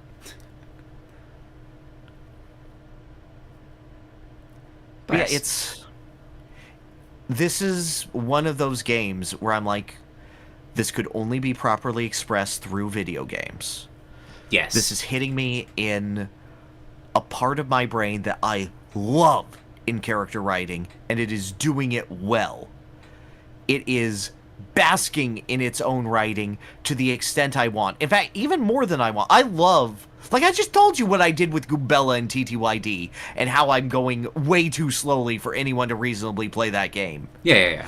And I still think maybe there's a little too much dialogue in this game. Maybe it's a little much. But moments where, like, you pass a counter and every single time you hit your hip on that counter and go, ow, and, like, nya, and they go, see, friend, did you just nya? To the point where you stop nyawing because you're expecting it, but you can't stop yourself from hitting the counter because you don't have depth perception. And, like, oh my god, that's why! Oh, you just blew my mind with that. Yeah. And you're trying, and you can't do it, and you get so upset at yourself. And then you reach your lowest point, where no one is with you, and you are just mad, and you punch the counter, and the counter breaks. I have seen that. Just no dialogue, just sprite turns, and the entire counter just shatters. Yes. Like, this game is trying to express everything it can with every moment of its gameplay. And it is sacrificing its gameplay for the sake of telling its story more. Mm-hmm. Not necessarily better, just more. And I really, really respect that. And it is hard, because there's an obvious contemporary here. I don't know if it's better or worse than Undertale. Because it's doing different things despite being so close. It is more interesting of a game to me than Undertale is. At the same time, I think Undertale is a much stronger sprint, but this game could never be a sprint. But it still has very contemporary ideas that are similar to Undertale, and the dichotomy between them fascinates me. Mm-hmm. I think this game definitely goes deeper than Undertale, like, significantly so, in terms of, like, oh yeah, let's just make this hurt. No, Undertale hurted. It hurted good. I feel like the only things that make Undertale hurt less are that it's Undertale. And, like, you know what it's doing. Mm-hmm. I'm sorry, I'm just kind of thinking about that. Mm-hmm. I don't know how I'd rank them. I think it's too recent to rank them, to be perfectly honest. No, I get that. And, like, one of them you haven't even played, so...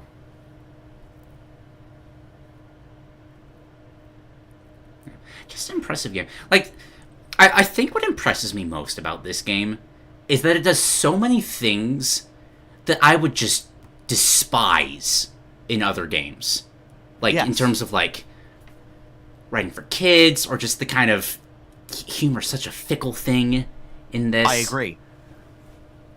But every potential pratfall it could fall into, it not only manages not to do so, but completely embraces and is better for it. Yes. It feels like people passed over the script properly and made it so that everyone in the room was laughing. And everyone in the room was like, this makes me feel awful and uncomfortable. Let's put it in.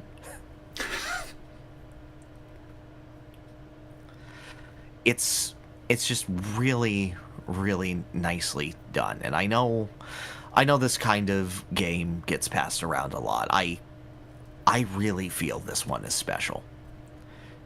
Not necessarily in the higher concept of it, but in the simple commitment that it has from every angle to making what it wants to say as good as it can be.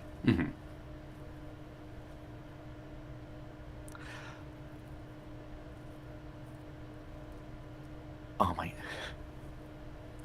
Just remembering some moments. I hate to say that going to the bathroom was one of the best parts of the game.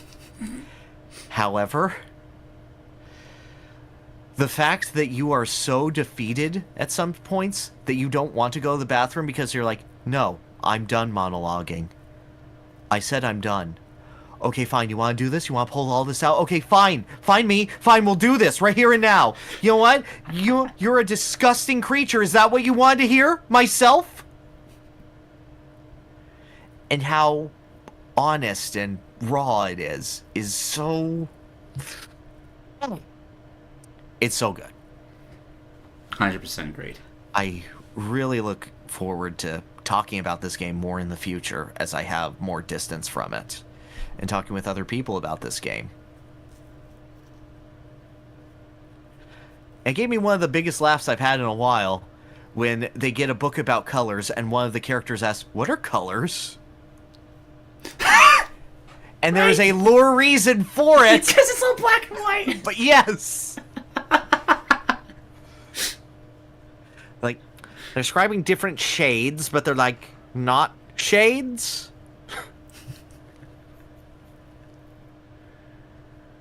And, like, it's a funny joke, but then later in the game, the characters see the color red for the first time, and it is the end of the world to them. And that is so good.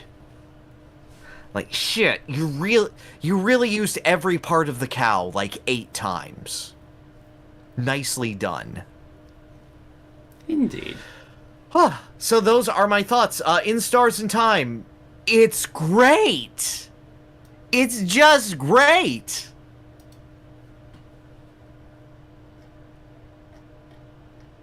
Think you could do a video on it? Just curiosity? I think it would do really poorly. Probably. That's the issue.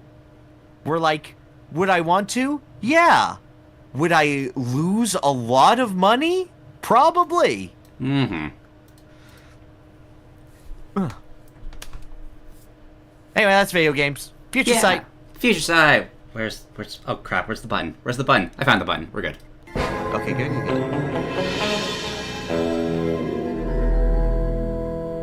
Future Sight. Alright, why don't you read this first headline? Okay, let me... Carnegie Mellon University will be offering a Fire Emblem design and analysis class. Grades determined by XP and this. I'm sorry! What?!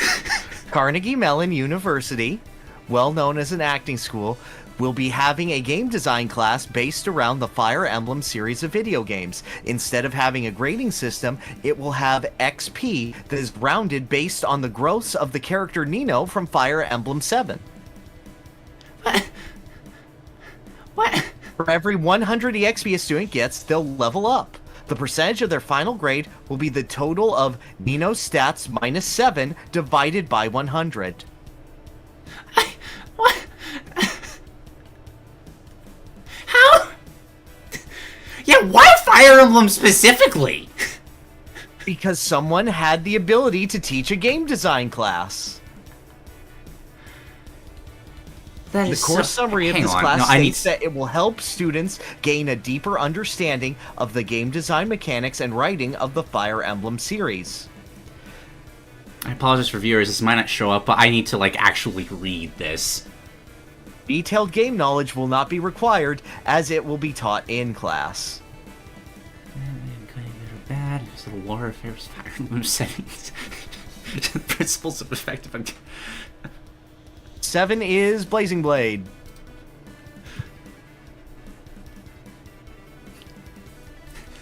Alternatively, students can choose to use the Fire Emblem grading system, which uses growth rates to determine your final grade.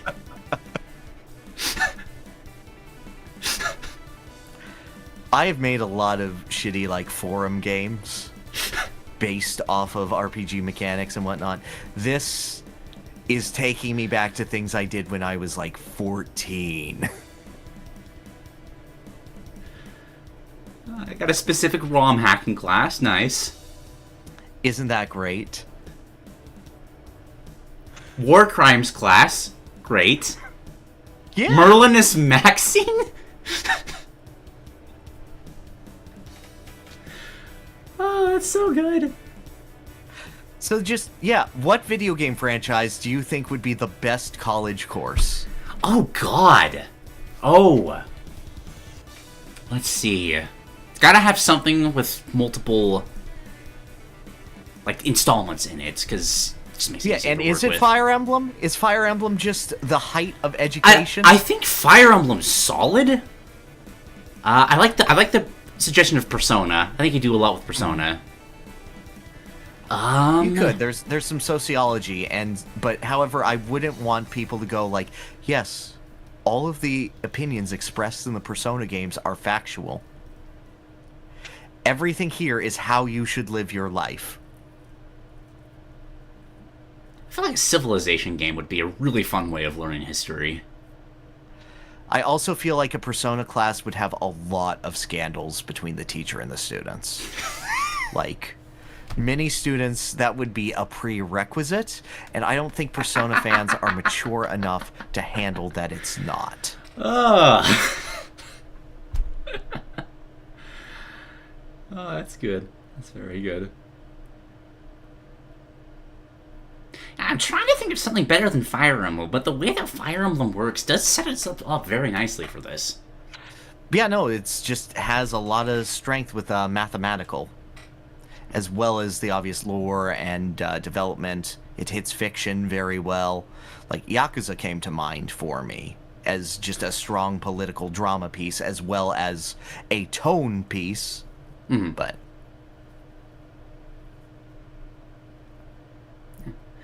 honestly, I just want to hear.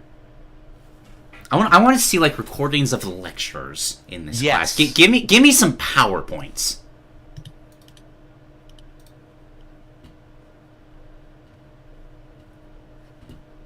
But cool. yeah, that's all I wanted to say. I thought you would appreciate the work that has gone into this. Appreciated immensely. All right. But you know who else we always need to appreciate? That's our good friend Masahiro Sakurai. Because he has always been sticking to his game development principles. Now, we might see that Sakurai is perhaps a bit of an eccentric when it comes to developing games, when it comes to his specific design philosophies. He adheres to them very closely. So he revealed in an interview that he removed Dolby surround sound from Kirby Air Ride. and this wasn't because of any sort of dispute or because of the music or anything to do with that. It is because he didn't want players to have to sit through watching the Dolby logo for 1 second every time they boot up the game. I mean, gotta give him credit for looking out for how many seconds has he saved throughout human history? At least 10 minutes of my life through that. I am very confident in that. However, just imagine having the pull and balls to be able to do that. That is such a minor detail that I feel like only developers like Sakurai are particularly known for doing. Mm-hmm. Like, you hear the story and you're like, yeah, that tracks. If, Phil Spencer came up on stage and said, we have removed Dolby digital sound because we want you to get to the game faster, you'd be like, what the fuck are you talking about, Phil? Who did you fire? But no, yeah, for Sakurai, that's how his brain works. Yeah, it gets them to the game faster. It's a non-essential part of the game, essentially. So, I respect it. I earnestly do.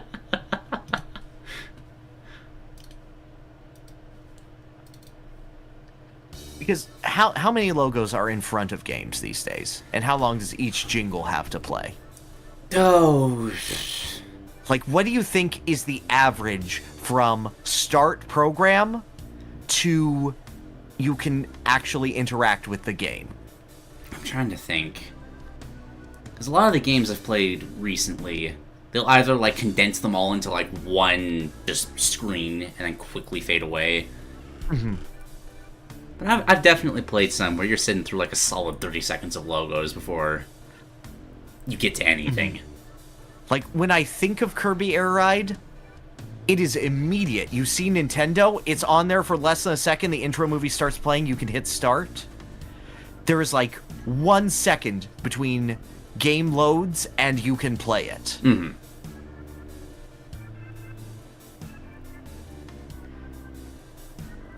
I'm trying to think, is that true of Smash? I think it just starts off with colors. Does it start with da da da da da? Yeah. Or are there company logos before? I honestly can't remember. I don't think there's company How logos. many times have you booted up Smash Ultimate? Countless. Infinite. Yes. But I don't think there's any logos in front of that. I think it literally is just start things off, and then I think all the company logos are at the end of that opening cinematic because they just have them all at the bottom. I think so. Yeah. On the intro screen or whatever. I don't know. It's been a while since I booted up Smash. Yeah, likewise. I haven't done that since I was a decade younger.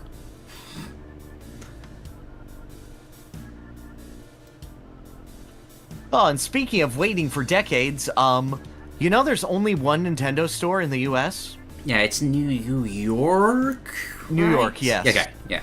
I went there when I was 20. Nice. So it's been a decade since I've stepped foot in a Nintendo store. But that's okay, because Nintendo is opening a new branch of the Nintendo Store. In 2025, they'll be opening an official store in San Francisco. This is the second official location of Nintendo. In the Union Square. Don't know where that is, because I've never been to San Fran. But that's accessible for you, right? It is, relatively. It's cool. The sad part, it is probably equally accessible for both of us. Huh. Yeah, probably. Because California is just that tall. Mm-hmm. But no, I remember it being a fun experience.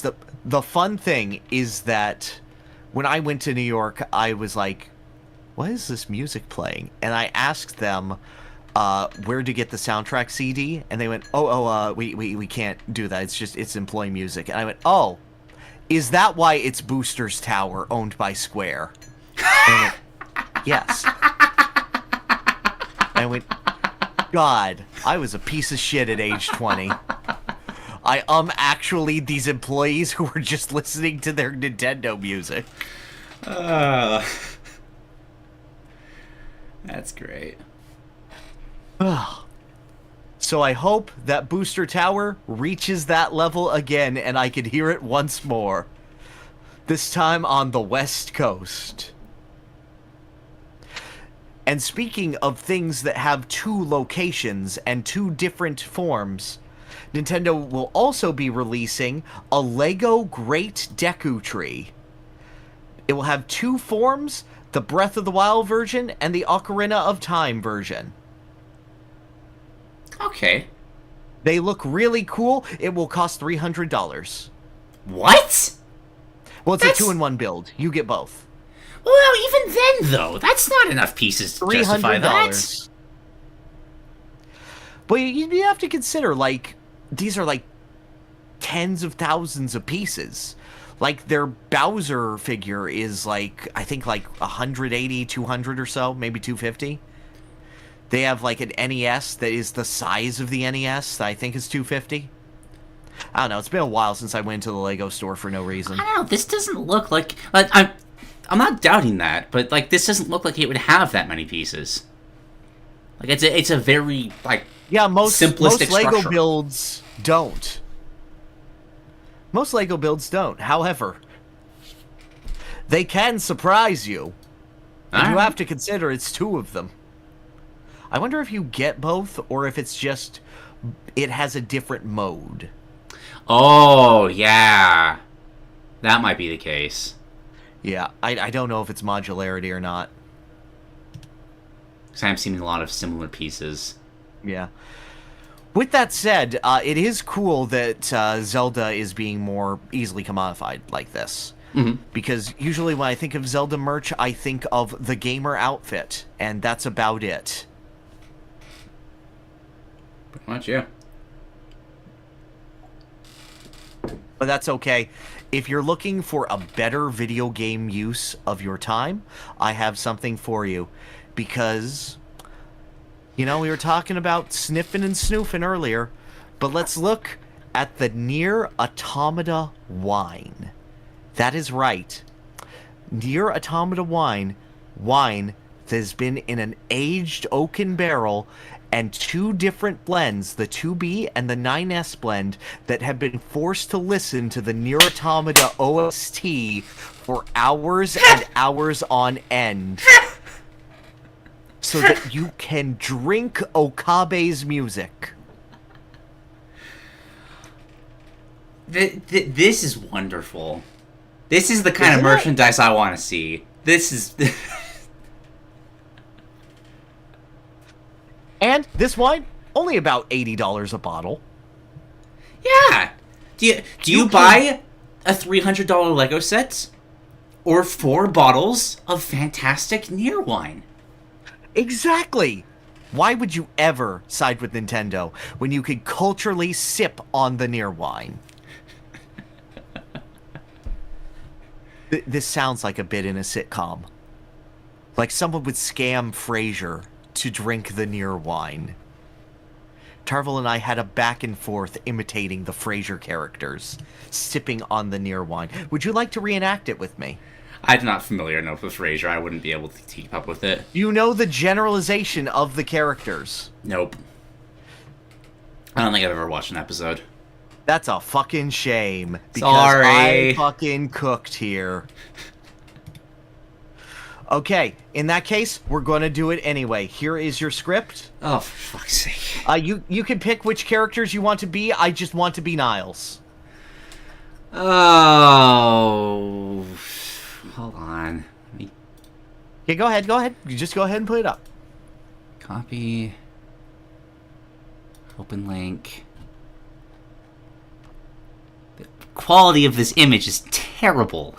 I can't read this. It was ripped. Well, just zoom in. I can read it. I just open in browser, and I can read it perfectly. What's wrong with your eyes? Look at this. That is completely legible to me.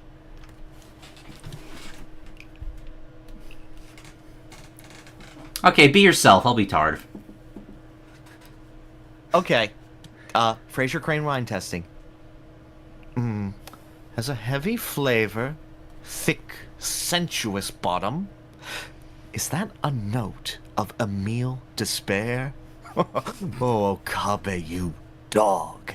Yes, and wonderful overtones of bipolar nightmare. Niles, I dare say this is the Atama top shelf quality.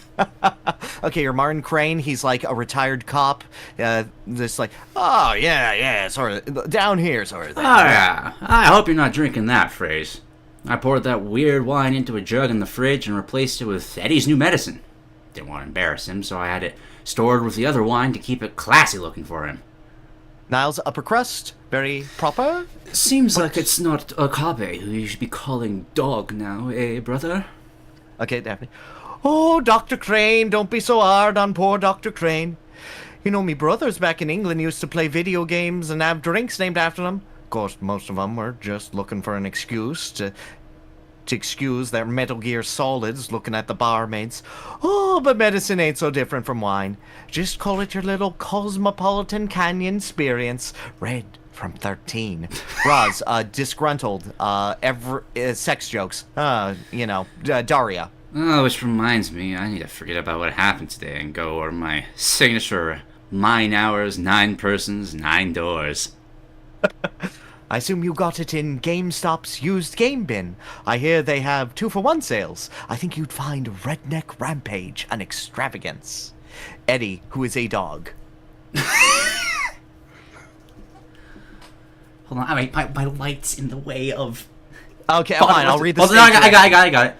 Okay. Here's timer going off, signifying it's time for his meds. Comes and grabs the... Oh, wait, this is just describing his... Yeah, it's stage direction, you idiot! I thought it was the narrating it. Eddie! No! Here's timer going off, signifying it's time for his meds. Comes and grabs the bottle. Sheepishly drags it to the bathroom with him. Thunderous applause. Weight of the world can be heard playing in the bathroom. That's stupid. It is perfect! We broke the code! This is a perfect Frasier bit! You don't understand! You're right, I don't. But that was great, thank you. 9S looking in the distance and going, ma'am, do you hear the blues a-callin'? And then 2B says, goes, yes, tossed salads and scrambled eggs are prohibited. Yes, ma'am. That was fucking hysterical, you don't understand. I'm so funny. I will take your word for it. But you know what's not funny? Oh, this is fun. Oh. Monopolies in the games industry. But not just the games industry. No. The games journalism industry was feeling a little left out that it wasn't monopolizing everything. So IGN has acquired Eurogamer. Games... For sure. It's also... The article reporting it is on IGN, which I would expect this to be kind of more in the back rooms, just like, no, don't worry about it. This is just happening, but sure, okay. This sucks. No, yeah, that's terrible.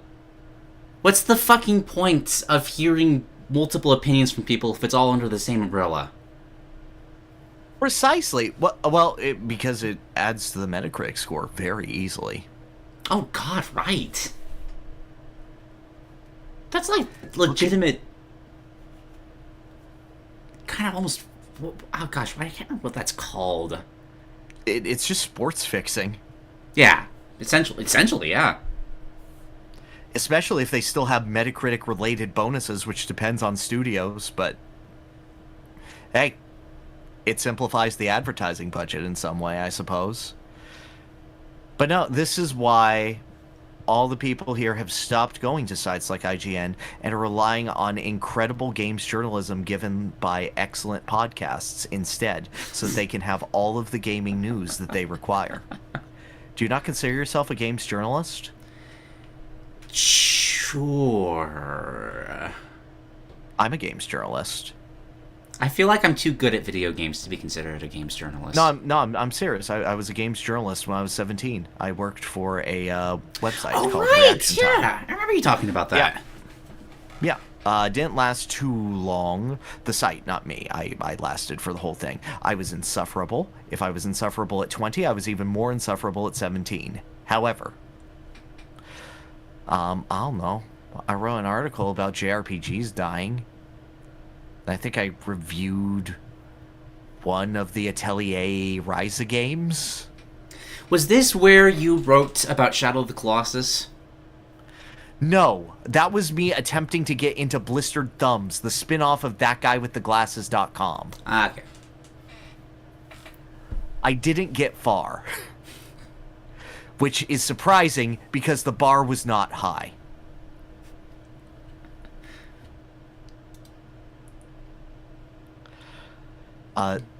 In summation, you are all in good hands, and you're welcome that we've only given you the most fair and unbiased news coverage possible. For example, our next story coming from the famous video game Them's Fightin Herds. Do you know anything about Them's Fightin Herds? I've heard the title before.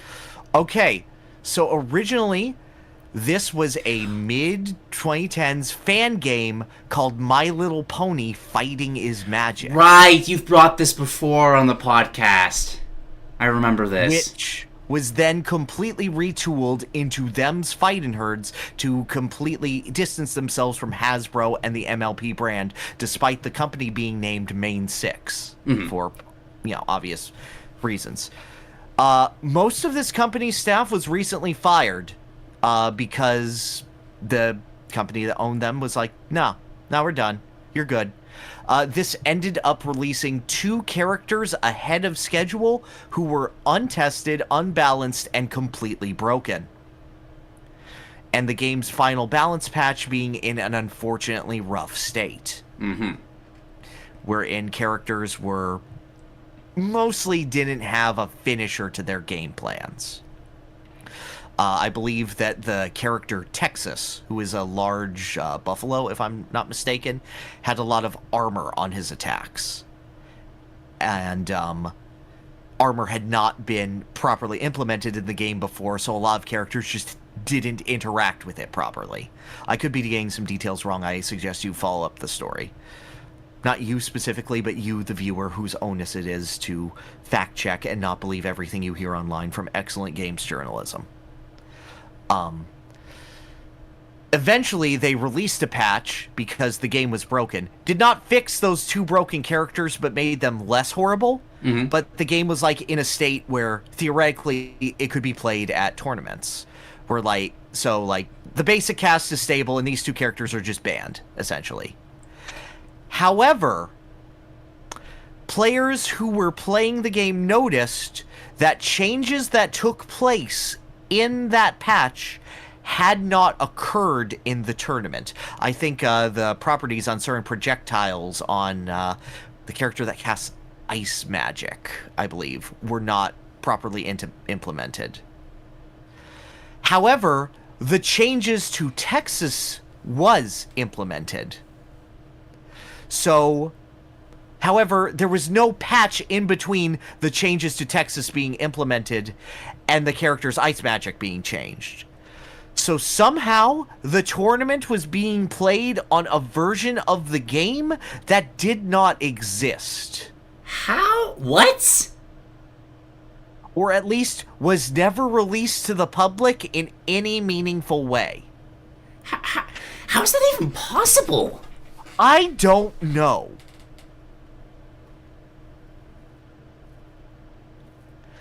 But I just want you to know that, God, I feel so bad for Them's Fightin Herds.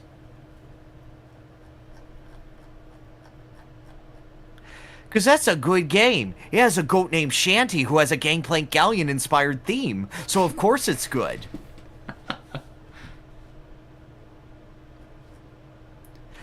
But that's just baffling. Yeah, I'm kind of stunned. Because...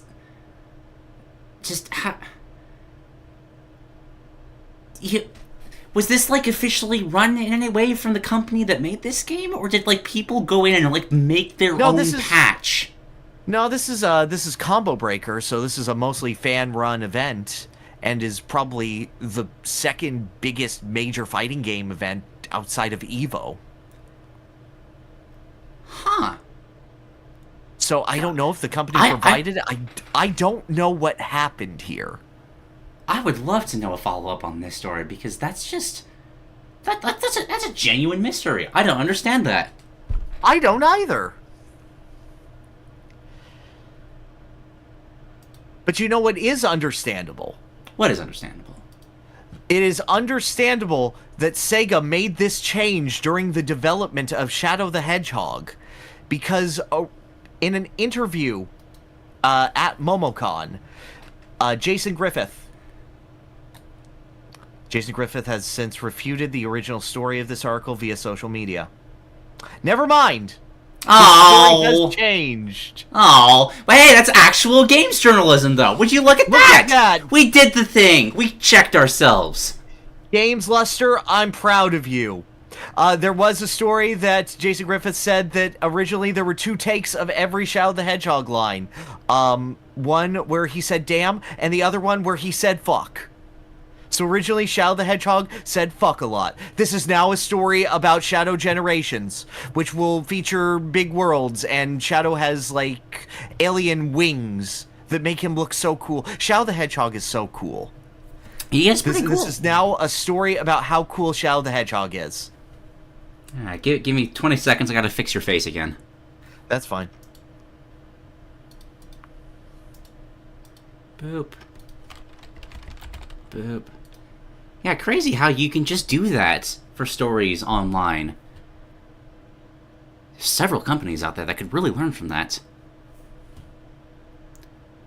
And a boop, and a boop. And we're back. What is your favorite Shadow the Hedgehog moment? Am I allowed to use Snapcube? Yes. Because that's all of them? No. Name a specific Shadow the Hedgehog moment. Because I'm going to admit, I love Snapcube's work, but it's hard to beat. This is like taking candy from a baby, which is fine by me. Gosh, can I even think of one that's not... You gotta understand, like, my entire mental image of Sonic characters has almost been completely overwritten by the fan dubs. I pissed on your wife, Eggman. New sin. Adultery. There we go. There we go. As long as we're here, as long as we all know that, you know, this is the year of Shadow, our savior, and he's continuing on in his holy work. Where he can... And, you know, it's a good thing that Shadow the Hedgehog can say fuck. But you know who might not say fuck? I don't think that Kazuma Kiryu would say fuck. At least not in front of children. Probably not. Probably not. But is this is an actual thing? This is a show. Like a Dragon, Yakuza will come to Prime Video on October 24th. Huh. Cool. Yeah. I don't have anything else to add other than that. That's just cool. No, it's just a cool adaptation that people should be aware is on their Prime Video. It's the one thing that you don't cancel because it's attached to Prime.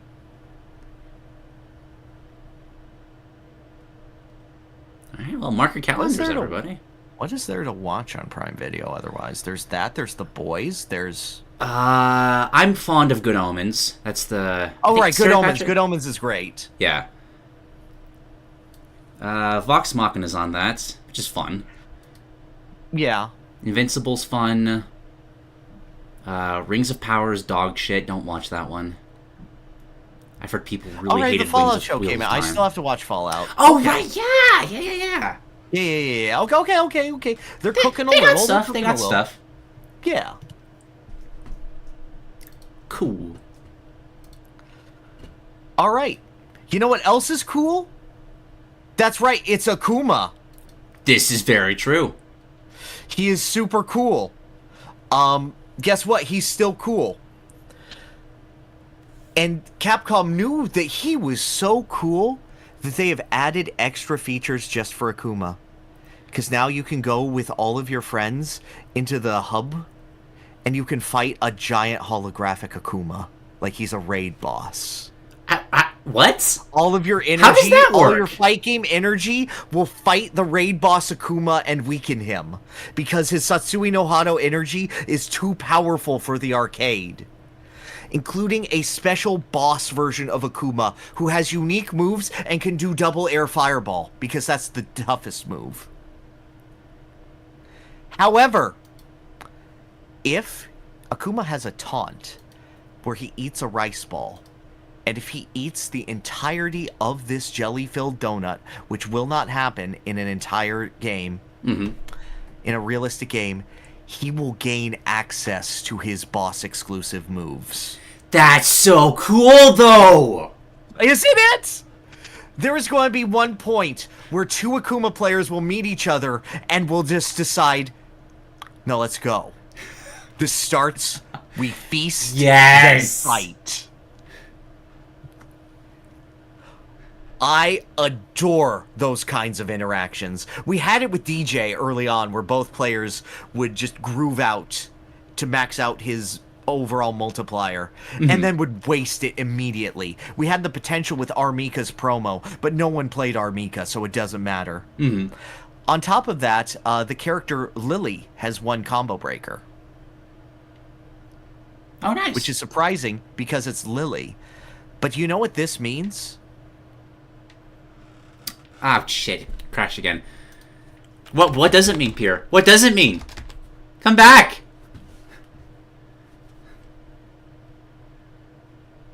What does it mean?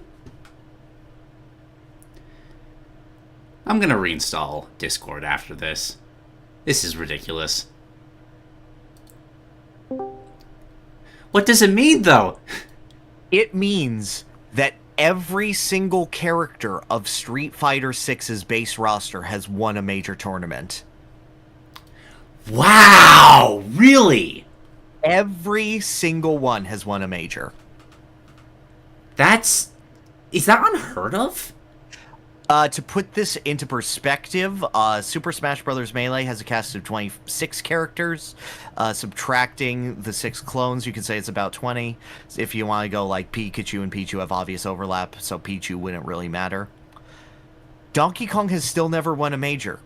There's a lot of characters in that game that have. That game is 23 years old, and Donkey Kong is viable to win one. Yeah, that's fucking impressive, man. Hats off to the Street Fighter devs. I completely agree. So even if you're like, oh, Zangief isn't all that great, which is wrong, he got a lot of buffs. It is a good time to get back in. Your character now works. And it is easier to do the things that kill people in 3 hits. I do love the things that kill people in 3 hits. You're right. But yeah, even Geef won one earlier. Nice. But yeah, Lily was the last straggler of like, no, this is obviously not going to happen. And she made it in one of the larger tournaments. Sick. All right, And cool. that is really, really cool. We'll get back to Street Fighter 2 in just 1 second. As more news with that game happened just a bit later. However, we are now getting into the section where a bunch of announcements happened due to all the showcases. I didn't watch most of them. I fast-forwarded through like half of them. I have like 3 games that I care about. Yeah, I have a couple. Big one for me specifically is that a full remake of Yooka is coming out called Yooka Replaylee. That is the most 10 out of 10 name. Isn't it? At the end of the trailer, they lampshade are like, That's horrible for search analytics. What a rubbish name. Well, maybe the next game we could call Nooka-Laylee. Oh, this is pretty too! It is pretty. It is the weirdest trailer I have seen. Because a lot of people's issue with the original Yooka-Laylee wasn't necessarily its look, it was how it played and how it functioned. This trailer only shows off the tutorial level and character models. And I sit here going, who is this for? Because to the people who already liked Yooka-Laylee, this isn't a game for them. They already like it. They're looking for the sequel to Yooka-Laylee, which is like one of the worst guarded secrets that Playtonic has ever had. Mm-hmm. They're working on Yooka-Laylee. Everyone knows it. They just haven't announced it yet because it's not ready. To the people who need to be won over, this does absolutely nothing. There have been like small little details on smaller changes that they've done, like they're changing animations and whatnot so that the game fits more with game feel rather than animation. They're adding more flexibility to the characters because they felt like they adhered more too stringently to the Banjo philosophy of every one move has one function. Mm-hmm. And they're working within that to some extent. That doesn't come out in your announcement trailer in any meaningful way. If they're doing something even more different with it, like taking the whole Banjo-Redooey concept of we made Banjo-Kazooie, but it's different now. Now Conga comes out of the termite mound and throws oranges at you or whatever. Mm-hmm. Instead of just sitting on his tree and throwing oranges at you or whatever. This doesn't show that off in any way. It doesn't sell it. It's just, I don't get it.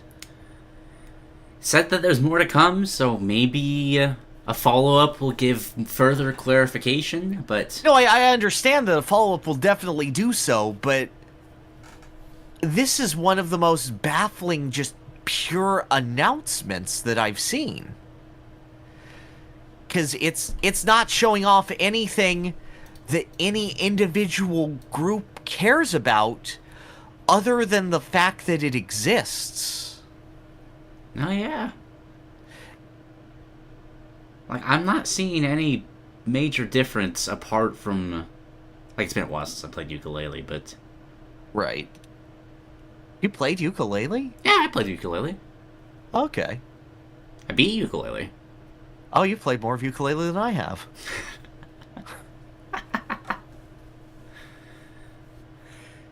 Wait, you beat Yooka-Laylee and you won't beat fucking Banjo-Kazooie? Well, yeah, because I beat Yooka-Laylee.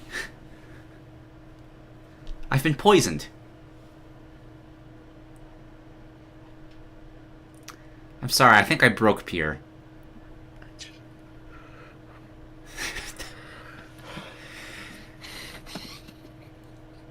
Oh, there he goes. He's grabbing. He needs. Continue.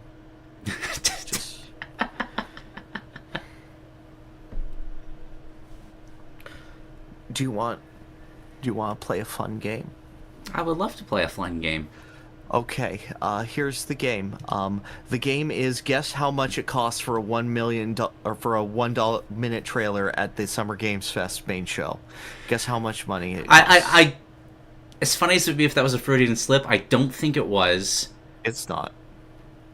Okay, Summer Games Fest, 1 minute for trailer. How much would be 1 minute?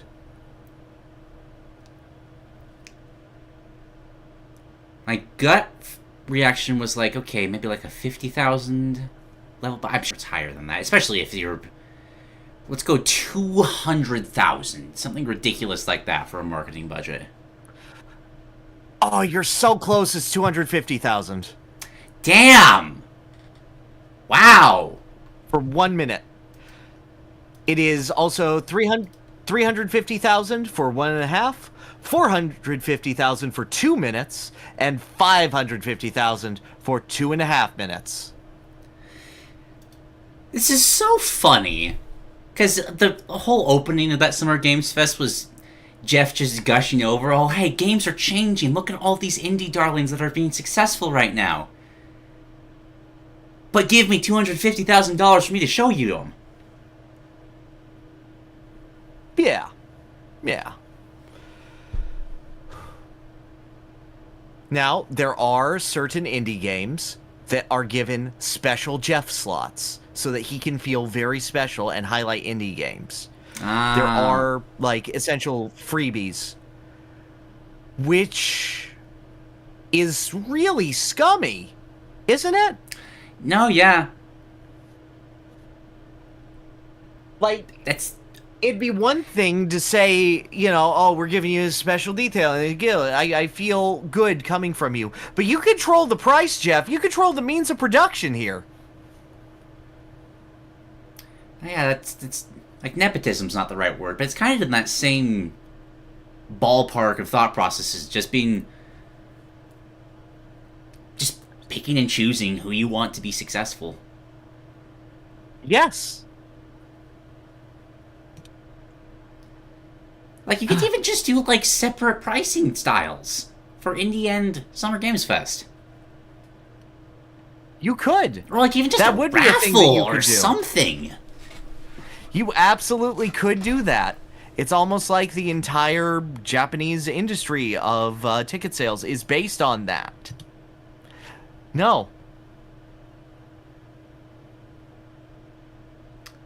But you know what? The games industry maybe isn't all bad. Because, like, imagine you want to transfer your library to someone. Like, so that they don't have to rebuy a ton of games from you. Mm-hmm. Like, imagine you're giving it to your kid or something. Yeah.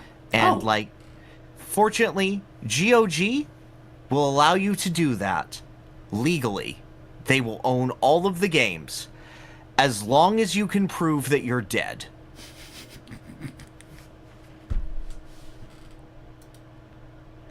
As long as you can go through all of the legal red tape to prove that you have died and settle it on your end with the courts, then GOG will gladly transfer your entire games library to someone else's account. So is this... How does this...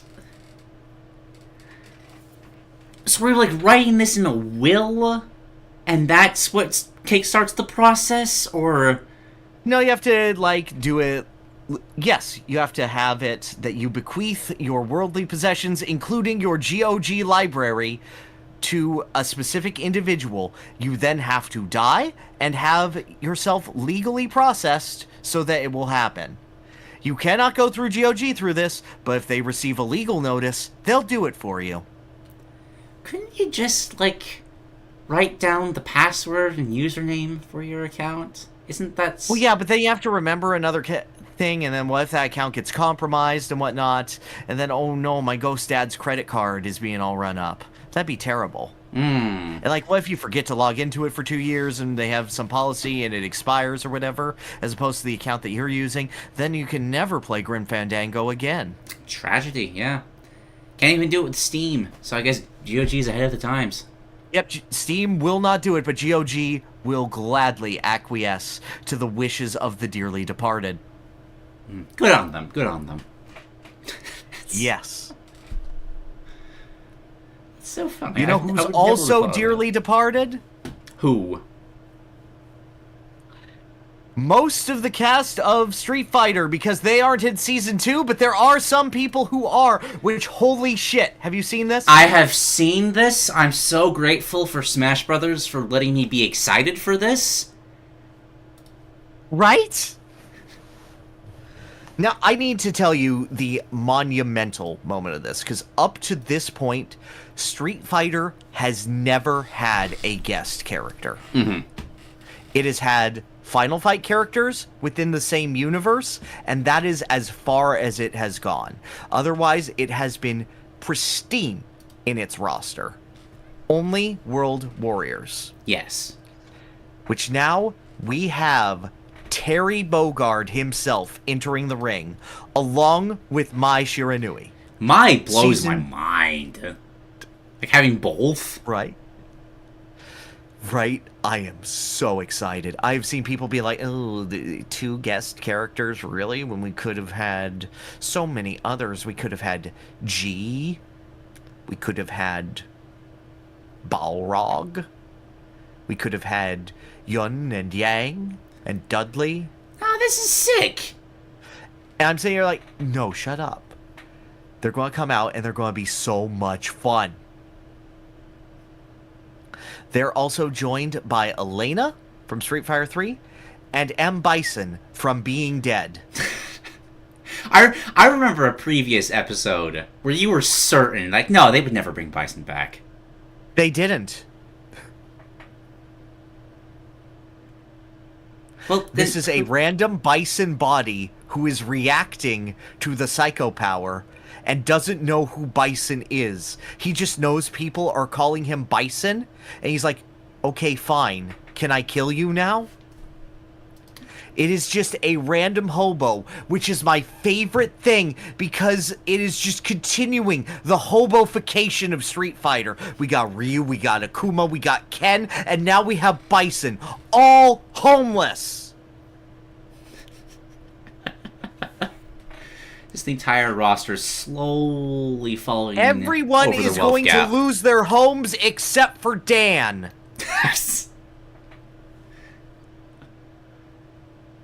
Karen Kanzuki is going to be outside of Dan's shitty dojo begging him for money. But I'm so excited for this. I can't wait to see. It's like it's one of those games where it just the simple fact that they're getting a new character is enough to get hyped over. Yes. I'm excited for every single Street Fighter character. I am more excited to see a proper adaptation of these characters into the Street Fighter games. Because, like, the last time this happened was Capcom vs. SNK 2. And guess what? That game ruled. Mm-hmm. That's. Do you think Ken will toss Terry his hat? Will they go the distance for that? I will beg. I will beg. I also appreciate the trailer for furthering the narrative that Luke is stupid and Jamie really wants to have sex. But Luke doesn't understand that and just wants to play video games. Yeah, where's that one frame? Look at that one frame. Yeah, Jamie is so I know annoyed. exactly what you're talking about. 1 second, I can find this. That. Yeah, he's so into it, and Luke just.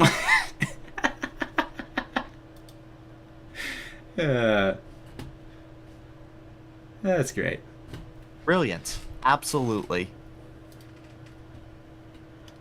Adored. But yeah, no. Thrilled for this. And guess what? Maybe Street Fighter 6 will have good music in it now. Because Terry is here. Hey, I like the music in Street Fighter 6. I like it when I'm playing it. Are any songs from it on your playlist? Jamie's is. Okay, Mr. Top Player is fair. Yeah. Because, like, the only one that I care for is the freaking World Tour theme when you're on the plane. That level select theme is fire. That's fair. But you know what's not fire, but maybe on fire? That's right, it's Xbox. Now, I did watch this one because, you know, him. And just in case he shows up. And guess what? He didn't. Nope. So I watched like an hour and a half of things for nothing. However, there were some things that I did like being shown. The Indiana Jones game, specifically. Did you see the trailer for that? I did. I skipped over that one. I wasn't recognize what it was. But does it look good? It nails the Indiana Jones style of comedy. And that is what impressed me.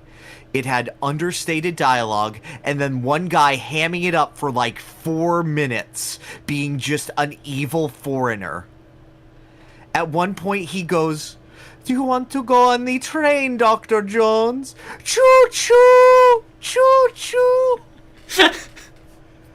And I go, you understand the assignment. When the man go choo-choo, I am like, you get it. You get that this is a stupid, poppy, freaking comic adventure novel. And I went, okay, this game I am definitely going to watch the cutscenes of on YouTube. Gameplay seems fine. Seems well done. Sounds like a fun Indiana Jones adventure. But it could be crap. And if it is crap, because I have no faith in anything that Microsoft puts out, it's okay, because I'm more impressed that the writing staff got it on point. Nice. That is cool. There was also another game, Claire Obscure. Claire Obscure. Which I thought was really, really cool. Because this was a JRPG with incredibly cool horror-styled monsters, styled after France. Was this in the Xbox showcase? Yes, it was, because I didn't watch any of the other ones. I can't find it. It's like Claire Obscure 33? I don't know, let's see. Oh, is that the 33? Yeah. Expedition 33. Okay. Claire Obscure Expedition 33. It's not part of the Claire thing wasn't there. Okay, found it. That's weird. And just visually, it looks good. It has what seems to be the Final Fantasy X turn order on the side, and that makes me really happy, because that's a really good system for turn-based. I totally agree. Third Age was a great game. Mm-hmm. And, like, I'm legitimately excited to see this game. It looks neat. It's doing different things in a different style than most turn-based RPGs. It's just neat. It's got Ben Starr in it, being the protagonist of a JRPG, as he should be, all of them.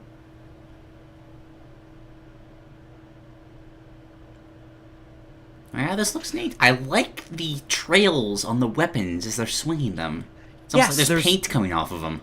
There's good flourishes. This is one of those games where I'm like, this is cool, this gives me good feelings. I want to remember it, so I'm going to list it here. Cool. There was also that one Bayou Swamp game.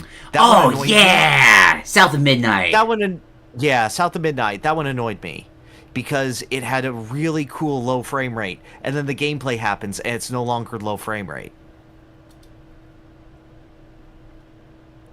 Yeah, I will say that game looked really cool whenever gameplay was not happening. Yeah. When gameplay was happening, it looked very much, this is a video game in current year that is AAA. Yeah, it's another character action game. But I love the setting. I do love the setting. That is enrapturing. I'm sure that the lore will be very cool. But I feel like character action is in a rut, whereas using setting in place of gameplay innovation. I would absolutely agree with that, yeah. And only Devil May Cry is holding up the banner going, no, we can do other stuff, though. Well, Bayonetta is also doing it, but it is also, like, cutting off its own foot with its banner. And then there were Hot Bird people. They did an Age of Mythology trailer, and there was a hot bird person. Oh, you were talking about Age of Mythology with that? Yeah, there was a bird person, and he was hot. And then there was this other game that was like a Japanese-style action game, and it was like freaking, what are they called? Tengu monster, scary bird lady. And I was like, that's a hot bird. And there were 2 hot birds for me, and that's nice. All right. That's all I have to say about Xbox. And like, I don't know. I haven't played Gears. I assume it was cool for people who like people Gears. that like Gears were excited for it. Good. That series should continue to exist until it becomes bad. Mm-hmm. Age of Mythology, though, that's my game of the show. That was one of my favorite games growing up. That's top 10, maybe even top 5 for me. And the remake looks fantastic. And I got the confirmation that I wanted, that they're going to keep adding new pantheons to it. So I can finally have, like, my Aztec deities fighting each other. That's gonna be so cool. Cool. Awesome. Were there any games on any specific show that you saw that you liked? Also from this one, love Doom Eternal, love Doom 2016. Oh, yes. Doom Oh, Dark yes, Ages looks pretty sick.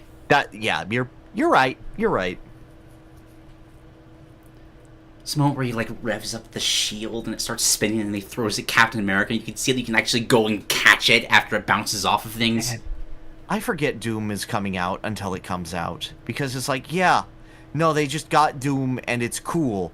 And the less we talk about Mick Gordon stuff, the better. God. He's got a fur cape now. It's so cool. It is cool. Was there anything else from this? Perfect Dark didn't wow me. Perfect Dark scares me as a concept because I saw in chat I was like, is this Hitman? And that's not Perfect Dark. Perfect Dark isn't Hitman. It's a super crunchy action game that has stealth sequences. The idea is to be as efficient as possible going in because you're really good. That's what GoldenEye and Perfect Dark are based off of. With really cool and fun and interesting guns and weapons. The fact that it is leaning into stealth as a genre rather than as a set dressing makes me feel like it is missing the idea of the assignment.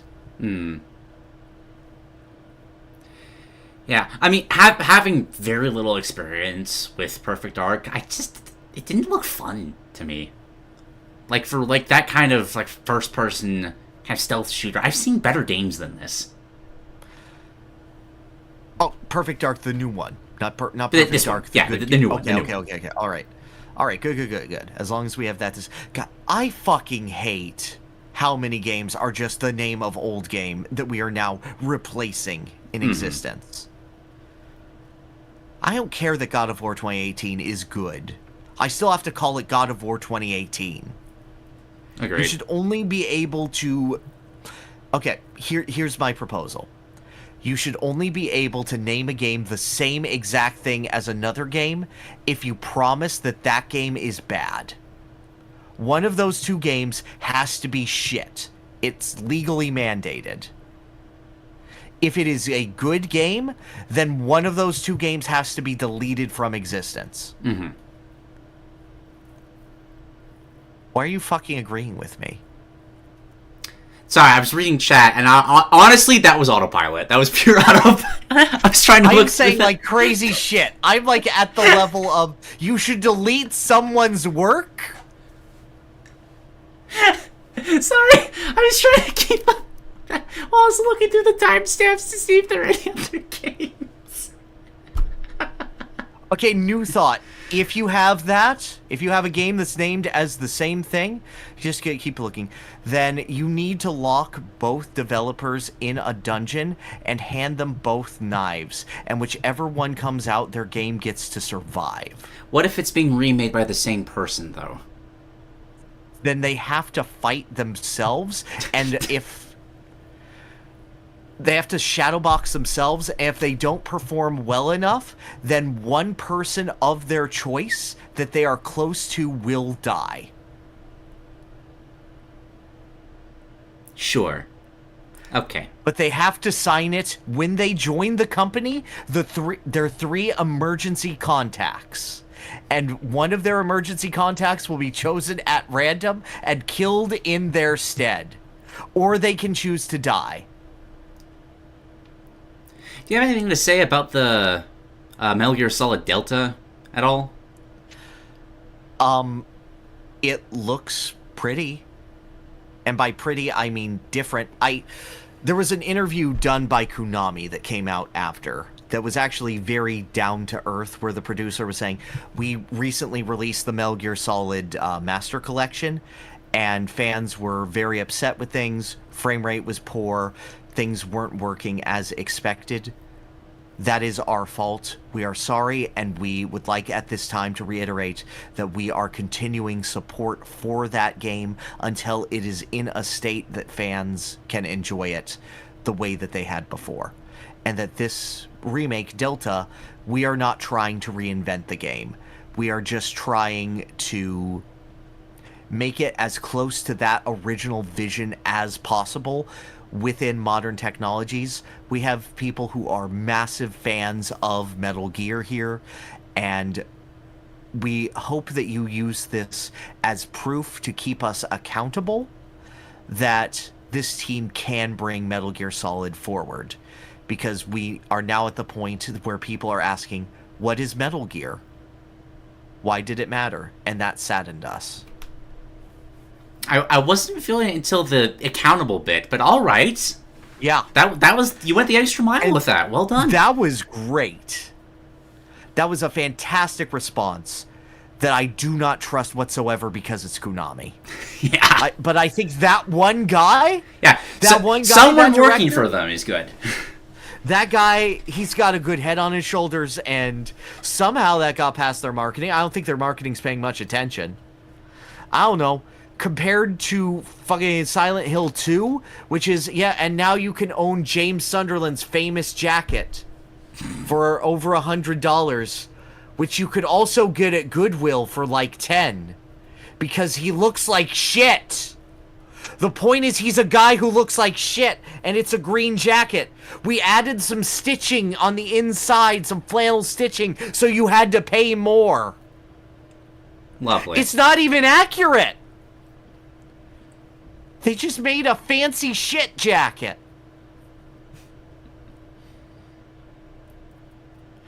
God. That game's going to get reviewed well, and Silent Hill fans are going to hate it.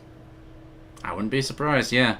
It's going to be bad for reasons that are entirely Silent Hill related, but aren't like major game reviewer related. Mm-hmm. Like, I can see it. I can see it in the feeling of it. Or like, you've made a decent game that is not Silent Hill 2. But anyway, to get back to the point on Delta, it looks good. With that said, they're making major changes that end up changing the feel of it. Like, I don't think it's MGS3 unless you have a light piss green filter everywhere. And not having that piss green filter is a bit disorienting. And, like, you change the entire structure of the boss's face. She looks like a different person. I guess for motion capture stuff, but... What motion capture? They're reusing the voice lines. Right, they are, though. They are. Not just like the voice lines, the effort lines. Like, when the guard gets shot, he made the same sound that he makes in 2004. Huh. Yeah, no, I got nothing there. Yeah. So my opinion is, I'm not afraid, but I'm not, like, committing to it as, like, they're remaking one of my favorite games of all time. Hell yes. This is going to save my belief in video games. It is okay. This could fall anywhere. You do you.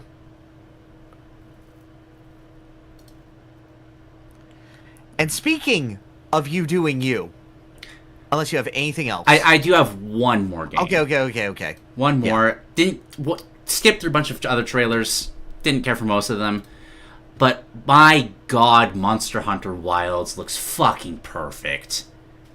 And everything I hear from people like Maximilian Dude who went there and is gushing about the game, I thought Monster Hunter World was a huge step forward that they just stick with for a while. It seems like they're taking another huge step forward, and they're just riding with the momentum of, apparently, Monster Hunter's just, like, Capcom's biggest franchise now, and I'm so happy about this. Yeah, it is. Like, statistically, it is. Oh, we've come so far. It's wonderful. But, like, God, this game looks so good. Just the idea of having to, like, isolate monsters away from herds to be able to take them down properly. Mounted combat on the cool Velociraptor feather creature thingamabobs. There's actual, like, voiced stories and characters. Like, your cat talks now. I'm not sure how I feel about that. That's a bit odd, but we'll see if I get used to it. And there's this really one sick shot where there's actual, like, kind of parry animations for the monsters. Like, you'll have something going in to bite you, and you can hold up your giant sword and actually, like, hold its mouth open while your teammates just go to town on it. Mm-hmm. There's just, like, God, I don't have a lot of times for games anymore. It's a big reason why a lot of this isn't stick for me, but gosh, I'm taking a week off for this one. This looks like it's something special. Oh, there's like a lightning rail gun flying dragon. God, that's so cool.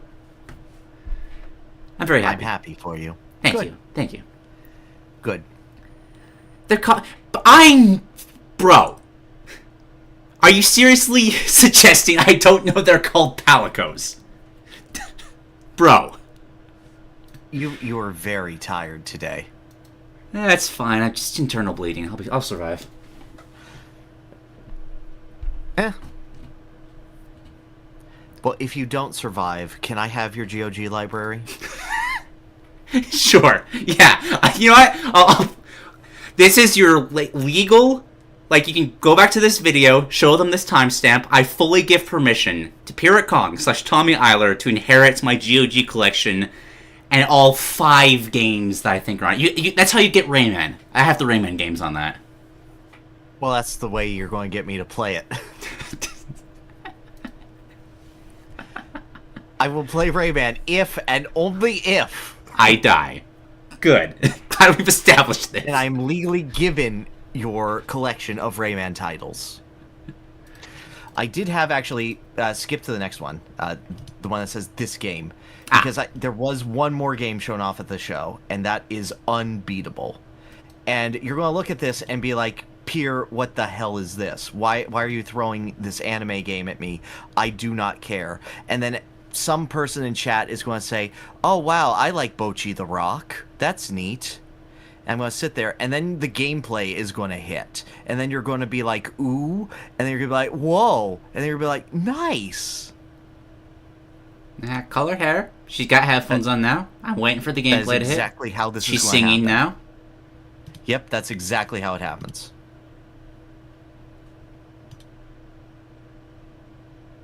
Now she's kicking people in the face. Oh, ouch.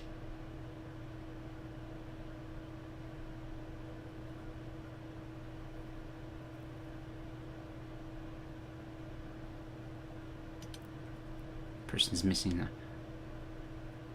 Oh!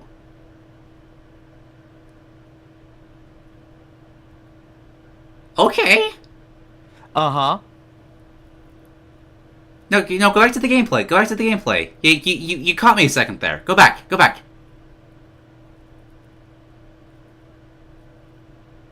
I've got hungry bullets. This is giving me Scott Pilgrim vibes in the best possible way. Uh-huh. Isn't it?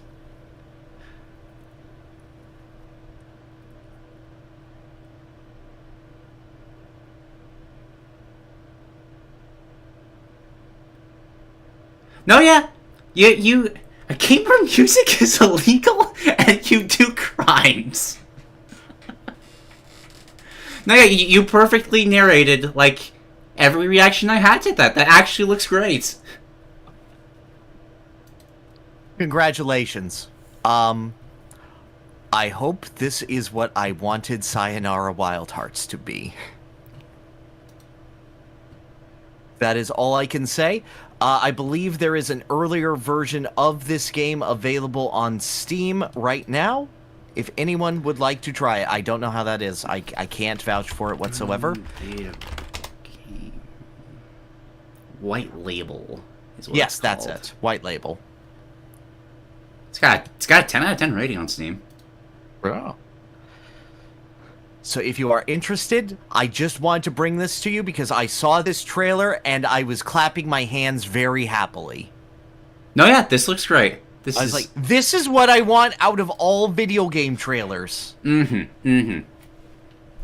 is, you got the style, you've got set, you get into gameplay, and you're like, ooh, what's that? And then it continues, and you're like, ooh! 100% agreed. And speaking of ooh, We have Call of Duty. Yay! Black Ops 6? Black Ops 6. Christ. Ugh. The 6th game in the Black Ops series. However, please understand that we are pushing this forward very hard because it will require an internet connection in its campaign because it doesn't have the ability to draw from its own textures. It is streaming the textures directly into your game. To deliver the highest quality visuals while also reducing the game's overall storage space on your hard drive. Precisely. Now, texture streaming has been a thing before. It has been implemented in games. It has not been so blatant as to be the game needs to be online because we can't fit the game into your game. Hang on a minute. Hold on. Black Ops 6. How much gigabytes? Leak points to Black Ops 6 taking 300 gigabytes. Oh, yeah. That might do it. In its single-player mode? No, you're not. You don't understand. You're not streaming the single-player game. You're streaming the textures into the single-player game. Did they just... Is there a file size cap for Steam that they've just gone too far past, and this is the result for that? I do not know. That's so stupid. Someone at that company needs to just teach them about, like, file compression. Good lord. Oh, you mean Microsoft? Oh, this is Activision. Well, I Microsoft now. You mean Microsoft? Ugh. You mean Microsoft? Honestly, no. I actually don't. I think it's reductive to go all the way to the top for that. Like, this is very much whoever's in charge of that specific division. Because this is a problem they've been having for a while. Like, I just read it. I think it was... Modern Warfare 3 takes up 213 gigabytes. Well, yes. Look, I know I'm being reductive here on purpose because I'm very funny and I'm very smart. However, we are also at the opportunity where we have seen what Microsoft has done to companies when it absorbs them into its chimera nipples and then decides to make him the little head that's branching out of its torso. And it creates something called Starfield, and it's mid as fuck. Mm-hmm. Like, as much as I am at the point of, yes, this is a problem inherent with the company, we have seen Microsoft go in. The ball is now in their court, and it is now my duty to constantly antagonize them until something changes at that greater level. Because antagonizing the smaller company will do absolutely nothing. Well, I mean, the smaller company here is Bethesda, and they were fucking up before Starfield. The smaller company is Infinity Ward. Is that? Who's making Call of Duty. They just acquired Call of Duty with Activision. Right. Sorry, talking about different things. Yeah.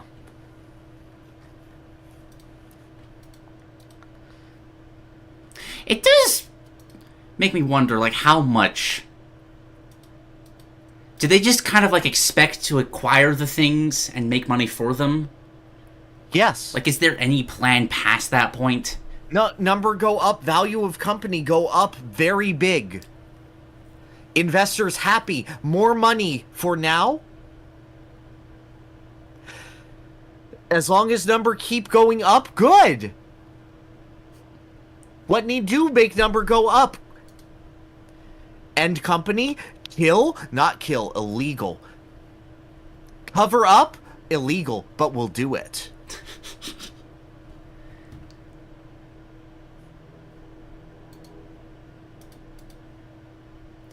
Looking forward to seeing however that shit show evolves.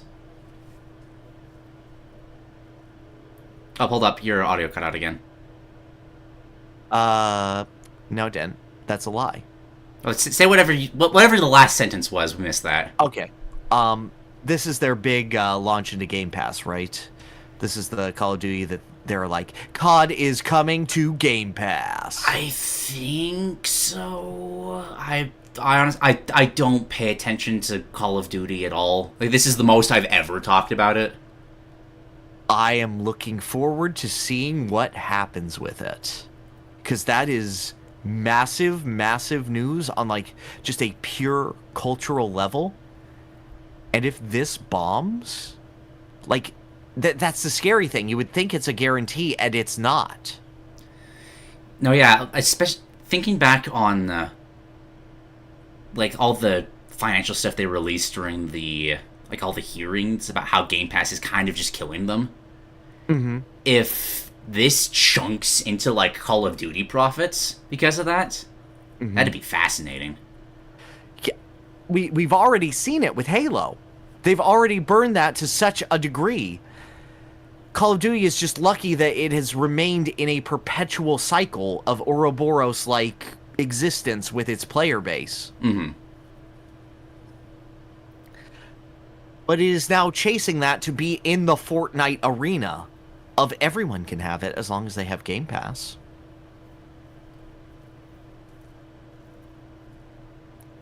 I don't know, I'm not excited, but I am excited in the way where, like, you're seeing a car crash happen in real time. And, like, you're seeing the future of how large the pileup could be.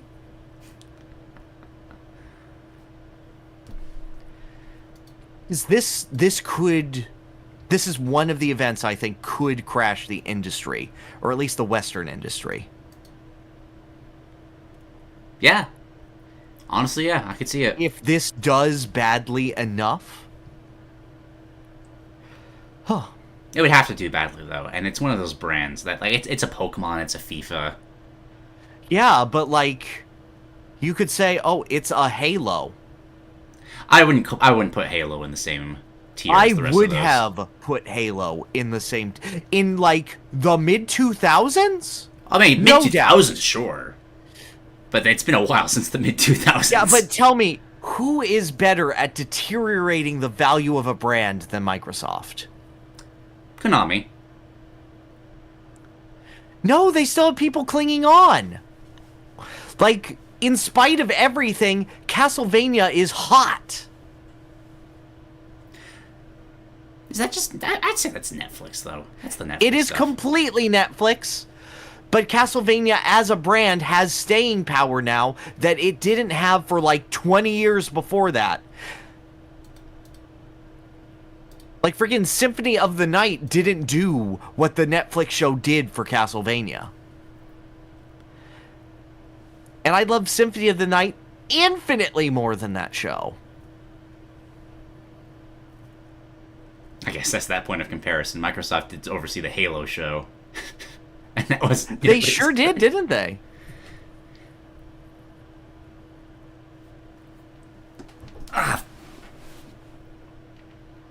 Also the Fallout show, though. I don't know. You're frozen again. Hold on one second. Am I? Am I? Great. Uno momento. Boop. Ba-da-da. Companies like... that just makes you kind of tired as a video game fan. Definitely been feeling that fatigue lately.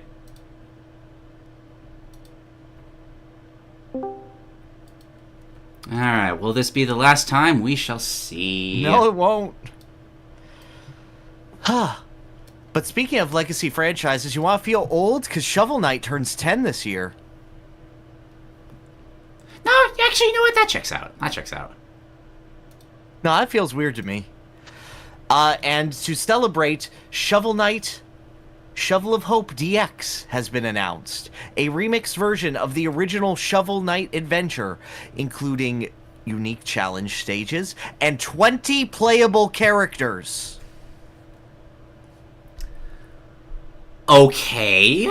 Every boss, you could play as them. Shield Knight, play as her. The Baz, you could play as him. Everyone who's in that fighting game, You can play as them in the full game. Full customization of characters, built-in cheat codes like giant character mode. They are breaking this game open and selling it to you. Wow. That's so cool, though. Isn't it? And, like, I am more than that game for free, like, 4 times. I wonder how different the characters are. Because, like, I'm seeing some crazy stuff here. Yeah, so am I. Like, remember, they had full fighting games. Not. So I assume it's just variations of that. But, like, Tinker Knight is exploding himself. Yeah, just Shield Knight tossing out the shield and jumping off of it. Mm-hmm. That's like a cappy platform. That's pretty cool. There's stereoscopic 3D for some reason. I'm sure that'll be used.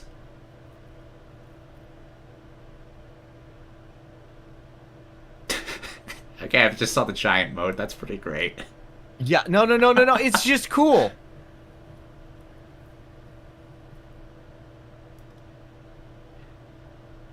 God, this is just a beautiful, chaotic mess. I love this. Yep. I'm just thrilled. Alright, and we have one more story for everyone, and that is the simple fact. Donkey Kong is power. Donkey Kong is power. Donkey Kong is power. Look at this graph. You know what it says? Donkey Kong power go up. Second. Donkey Kong. You know what? The funniest thing about this, power. the way I have this set up, I can't actually zoom to a point that you can see Donkey Kong. Donkey Kong is power. Oh, you can see a little bit of the yellow dot. 1 second, if I zoom in a little bit more. The National Research Group did There it a is. survey on the top 5 fastest growing video game franchises in the past year, on a survey of popularity, which is how many people are fans of it, and power, which is pure brand recognition. And in that top 5 is Donkey Kong. Mario Really? is also there, but Donkey Kong is there.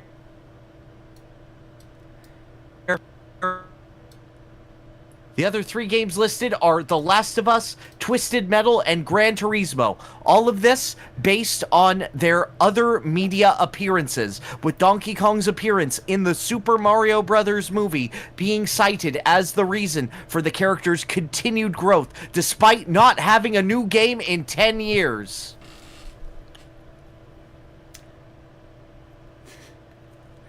Sure. I would love to know the metrics for how this study The went. metric is his power went up. And it went up tremendously. Gran Turismo went up in popularity, sure. Twisted Metal went up in popularity, sure. But Donkey Kong went up in power. Yes, he Twisted is. Metal has a lot of power, but Donkey Kong has significantly more popularity. The Last of Us went way up in popularity and is up there in power, but Donkey Kong has the biggest gain of pure power, except for Mario. I mean, he crossed the x-axis. He went from declining to slightly leading.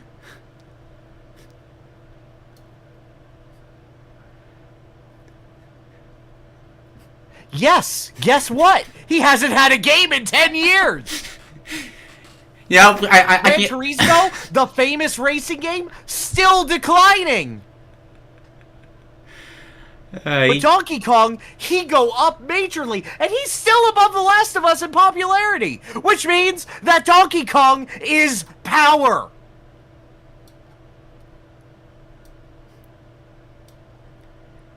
Are you going to argue with math that proves that Donkey Kong is power? Now I'm just trying to make sense of this graph. The graph is very simple. There's Donkey Kong, And there's an axis, the y-axis, which is power. Donkey Kong, power. Wait, what don't you... How many... Because this is just... He's no longer dying, which is also cause for celebration. Exactly! Donkey Kong is power! Yeah, well, I'll give you it. Better awareness of affinity for franchise among the general public. Okay. Yes. That makes more sense. On that note, though, like, that's a big jump for Last of Us. Oh, yeah. No, very clearly. And I don't doubt that show did numbers. Oh, no, yeah. It was a good show. I enjoyed it. It was.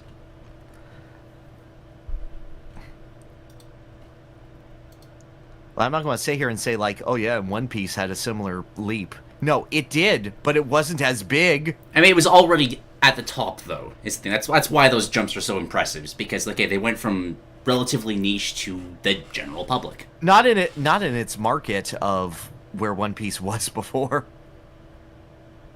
That's true. Yeah. One Piece is at the top in Japan.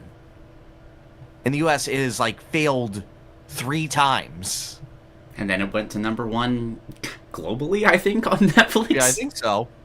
And even then, I would still say The Last of Us has a larger cultural footprint right now. In the Western world. Western, I would give you that. Yeah, no. Taking Japan into account, what, am I crazy? No shot. All right, that does it. What's up with June?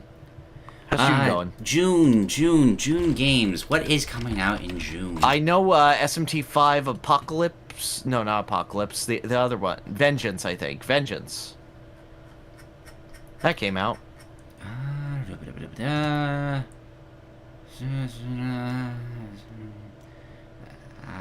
Elden Ring DLC. Some people will be happy about that. All right, that did. Yeah, that's the thing. That one Spy X Family game. Oh, that's right. Anya's coming out. Yeah, that's something. I might get it. I also don't know if this Monkey Ball game was of any interest. I don't remember this being announced. I don't know. I don't remember there being a new Monkey Ball after Banana Mania. Banana Rumble. What is Monkey Ball Banana Rumble? Oh, I did see that they added the guy from Crazy Taxi to that Monkey Ball game. Oh, right. I remember seeing that news story. He's still in the ball. He's in the taxi in the ball. So. That's pretty great. Love that. Yeah. Not much for me, personally, for games this month. Yeah. You got any projects you're working on? Yes, still working on. I have finished recording audio for a project entitled, How to Become a Mario Party Master, parentheses, and lose all your friends, close parentheses. It is the philosophies and strategies of how I play Mario Party, so that you can learn them and become above average at a children's board game. Love and that. Make everyone around you hate you. But not enough that they want to stop playing. Yeah, am I wrong? Very nice balance. No, you're absolutely right. How much do you hate me, and yet you will still play a game of Mario Party with me? Well, having only had the opportunity to play once, maybe with a larger sample size, that'd be shunted more to the left. You played like 6 games of Mario Party with me. Yeah, but it was across 2 days. That is still more Mario Party than most people play. That's fair. Answer the question. Overall, how much do you hate me? And how much do you want? 3 out of 10 based on that experience. But I would still want to play again, because that was fun. How many times have I gone, like, how much... You have specifically said, stop listening to his bullshit. That's how he wins. Well, that's more... That's just more Connor, that's Connor who happily what? embracing your bullshit. Games of Mario Party with me? Yes, but that's bad habits on his part. And I'm also working on a Pizza Tower video. Those will probably not be finished by the end of the month. Maybe July, we'll see. Okay. What are you thinking of streaming next, now that In Stars and Time is done? Oh god, I need to come up with a new day because my schedule will not allow me to stream on Friday mornings anymore. So I need to figure that out for the remainder of summer. As a stopgap, I will, whenever I can next stream, be streaming my top 100 games, and I have them all as individual icons, so I can rank them together with my audience. Oh, okay. And I was thinking that would be a fun multi-hour discussion. Yeah, that sounds really good. Did you already make a Pizza Tower video? Yes, they added another character. Past that, I'm not sure. I'm looking for suggestions. I have a few things in mind that I might be going after. We'll have to see. I'm batting around the idea of the Star Fox series right now as a potential. Oh, okay. I can see that. Yeah. And yourself? Oh, I'm not going to get people's hopes up. I got a new job working at the university I'm studying at, and a part of that job is video editing in of itself, which has significantly cut into, like now anytime I'm considering, like, oh, I should try to editing something right now, that I now have a full list of priorities on top of that. Right. So I think where my life is right now, where I have to work 2 jobs to be able to afford school, I don't know if I'm going to be able to make content in the short term. Long term, I still want to, and I still have ideas of what I want to do. Right. But it might be a hot minute before I can make anything further than like the roundtable streams and just the little game stuff and all that. Well, it's understandable with that, you know. Yeah. Turns out school's a lot. School, it takes a lot out of you. Isn't it? Alright, but that's what's going on with me. Sounds good. Alright. Boss stage? Let's do it.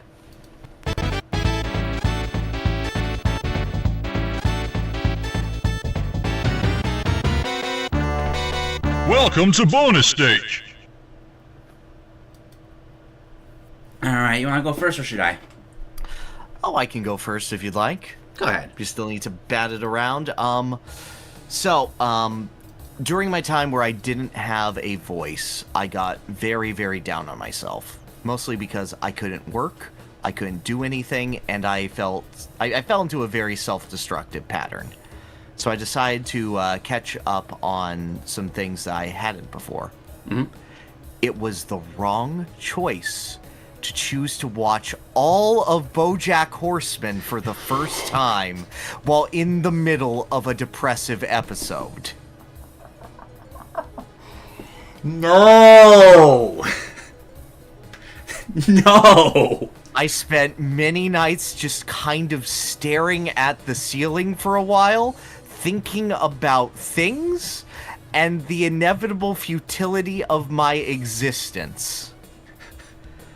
With that said, it is one of the most excellent Western animations that I have ever seen, so we are talking about it. Okay. Because I sit there and I'm like, oh, wow, okay. And then I watch a couple episodes that are potentially the best television I've ever seen. Damn, alright. I would put it up there. And this starts as a worse version of Family Guy. I will outright say the first half of that first season is using cutaway gags to tell a story about a washed-up actor who happens to be a horse. And for some reason, that, you know, it's just a world where there are talking animals, and animals happen to be a species. And they don't bring it up past that outside of having animal characteristics. Let me tell you, this is the only medium where I have ever been invested in the emotional well-being of a character named Mr. Peanut Butter and his multiple failed marriages. What BoJack Horseman is essentially a deconstruction of actors and the acting business, especially like finding success early on in your career and burning out hard after that. BoJack is an unrepentantly unlikable and unrelatable individual from the outset. He is very rich. He is belligerent. He thinks he is more talented than he is. And he is filled with crushing self-doubt and anxiety that eats away at his every moment, to the point where lashing out and drinking is the only thing that he feels he is capable of doing. And he is unable to accept that part of himself, even though that part is what fuels him best as an actor and an individual. Whenever he taps into his own darkness, he is at his best at expressing himself as an actor and as a character, and even as a person. But it terrifies him to that point, and he needs so much constant validation that in all of his self-destructive spirals, he cannot take the idea of being successful and will drag everyone down around him. This is a show about seeing him try to better himself again and again, and failing again and again and again.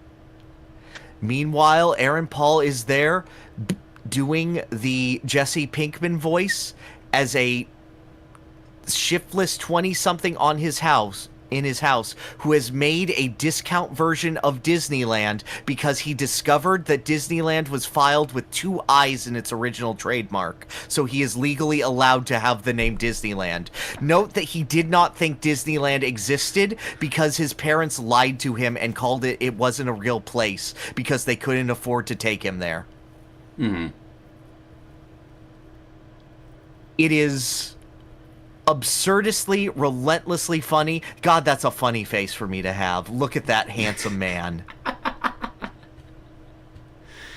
One second.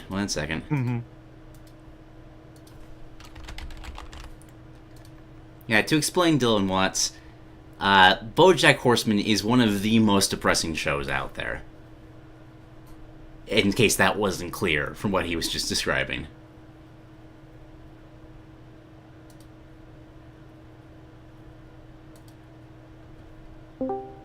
Once more, we continue.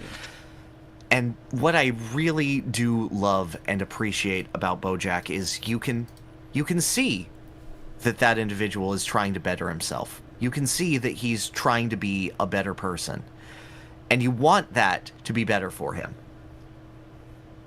And every time he hits a point of panic that is too much for him to handle, you get to see the abuse that he suffered from his mother as a child. You get to see the abuse that she suffered during in her life. Every character is given proper time and spotlight to go, why are they these horrible people in this comedy? It is an intensely funny tragedy. It doesn't become that until like midway through its second season. But by the time that BoJack has fled his movie role because he can't take the stress of people potentially criticizing him and him being successful and having to deal with criticism again, to go to the only person that he still trusts, who now has a family that he didn't know about, and he bonds with their teenage daughter, and the entire time you go, please, BoJack, do not sleep with your old friend's teenage daughter. And you can see him actively fighting it. You can see him trying to be a good person, and the show knows this, and the show is pressuring you into it until it comes to multiple points where you're like, yeah, feasibly the character could do something this awful. And then how it runs from it, and the repercussions of the actions that happen due to that remain for the rest of the series, that will suddenly become the forefront and the background, depending on the character and how much other characters can trust them. It is agonizing, and it is brilliant. And the thing is that the show itself is never satisfied with itself. It has done some of the most experimental things that I've seen in a show of its type. One episode is almost entirely silent and is carried through character beats and comedy through it as BoJack explores an underwater world, trying to get a young seahorse back to his father that was just birthed in front of him. And the character expression is done entirely through animation work and whatnot. And it's a freaking horse! With an ugly art style! One episode is just a 20-minute monologue. And it is delivered completely straight, no cutaways. You only get the gravitas of the performance. Done with faux camera angles to show different shifts in emotion. It has... Oh my god. There is one episode at the very end of the series that is perhaps the strongest episode of anything that I have ever watched. And, it is something that bends the mind. It is something that creates a perfect finale to all sorts of character arcs for BoJack Horseman as a tragedy. It is titled The View from Halfway Down. That's a great title. Oh my god. Yeah. There is a poem reading in that. And it is the most harrowing, truthful, and honest performance of something I have seen. I took a cold shower after that episode. I felt like... Oh. But at the same time, it was one of the most intellectually captivating things I have ever seen. I shouldn't have marathoned this show. I might link this show. I've only watched bits and pieces myself, but knowing its reputation, this might be the worst show to marathon. Yes, it very well might be. And yet it has episodes where Mr. Peanut Butter accidentally runs for governor of California by challenging the current governor to a ski race.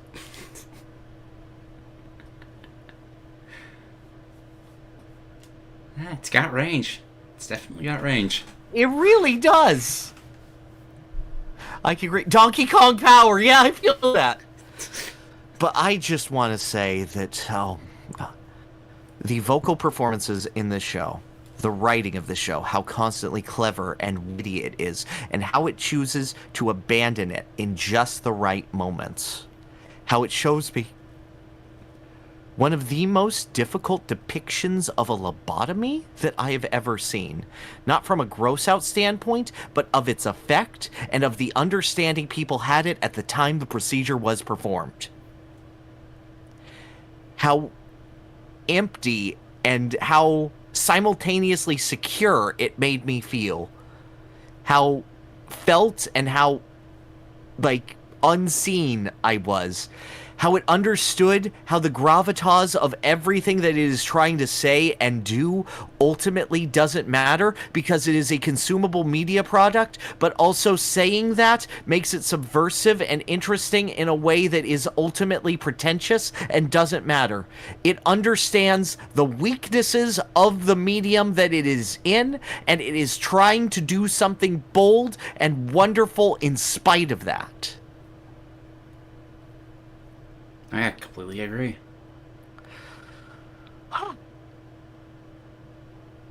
The roller coaster of emotions that this has taken me on, from actually laughing out loud in spite of being in a depressive state, to being in a further depressive state, is... This is a show that I am going to have to rewatch. And I rarely say that about any piece of media. I will experience it once and then get my feelings on it. I will spend days reflecting on myself to figure this out. I will look deeply at myself in the most harrowing of ways to know how much do I really care about Kirby's Dream Buffet in the grand scheme of things. And I will do this with every freaking piece of media I do. And I'll have a deep understanding. This one, I don't think I can possibly do this with. And that scares me. And that fascinates me and bewilders me, but... fuck it, I'll say it. I like it more than Breaking Bad. Damn. I can see it, though. Yeah. It hits me in a similar way, and yet I like it more. Because Bryan Cranston is not a horse. Which I didn't know if you knew. I was suspecting, but I'm glad you clarified it for me. Alright, I'm glad that you got that. Huh. But yeah, oh wow, that was a ride going through that one, and I recommend it to no one because holy shit, it's debilitating. You're not ready. Yeah, definitely want to watch it at some point in my life, but there's always there's this. It always holds me back from doing it. So Just do it. Just do it. Like, if you want to sit here and be like, I can watch Fallout, I can watch The Last of Us, I can watch whatever, I can watch Better Call Saul, I can watch all these other HBO-style depression things, that you can watch the one that starts with funny jokes. You can watch the one where they freaking built a highway to Hawaii and then have to deal with the repercussions of building a highway to Hawaii that only has 4 lanes and 1 rest stop.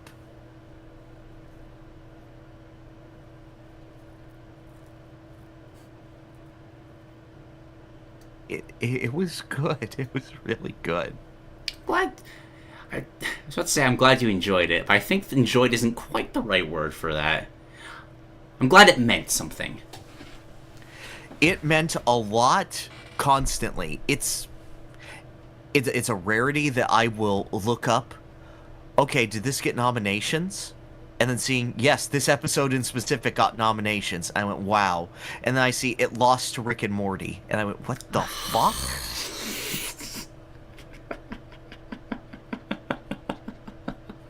Twice? Both of them lost.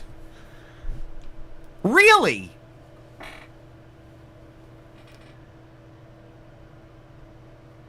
I'm actually a little angry about that. No, that's fair.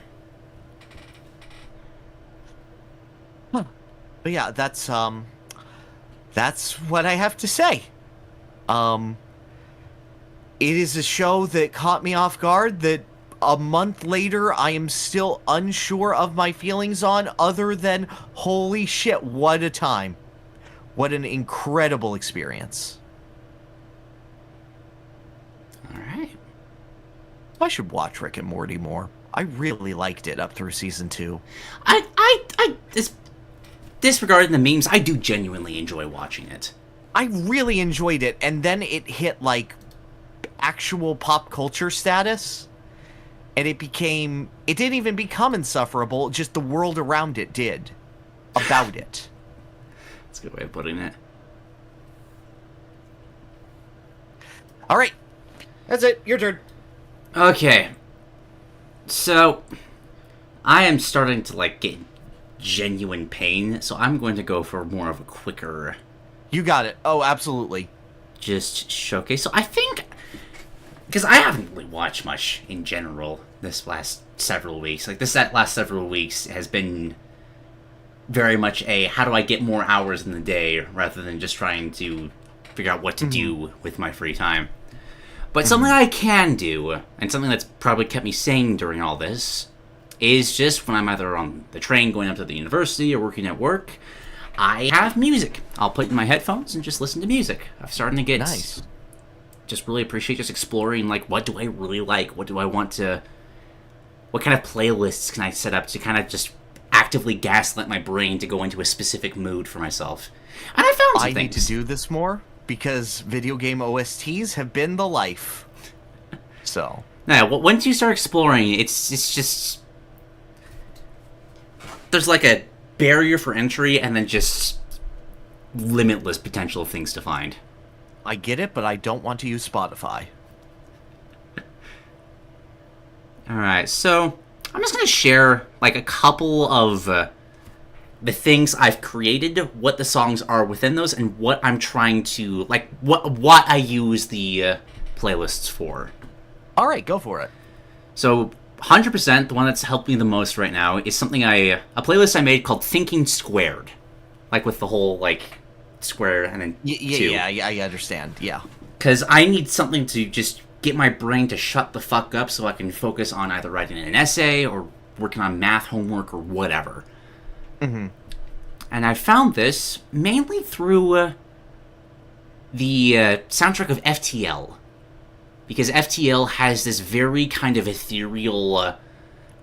like, it's a space game, and it really leans into that kind of does very light drops of just little sounds every now and then. But then there's also battle themes, which actually kind of focus your brain into... It's also a game where you have to really focus a lot, which I find kind of doubles into it. Like, if you hear something you're used to really focusing in on, you can kind of spoof that by listening to that music whenever you're trying to do something else. And I found that works. You can gaslight yourself pretty effectively with that. Nice. A couple of Hollow Knight songs as well fit into that very nicely. Crossroads and Crystal Peak, for people that know that soundtrack. Mm-hmm. I've never played Outer Wilds before, but the space theme from that game, oh my god. It is a... I would highly recommend anybody to go just listen to that. It's a weird kind of country-esque, like country, like banjo guitar, but in a kind of just dreamy sort of just drifting off through space. It's fascinating. What reminds me of that is Mass Effect's music, specifically Vigil from Mass Effect 1. Mm-hmm. They have like this odd ethereal sound. A lot of the Normandy's tracks also have a very similar feel to it.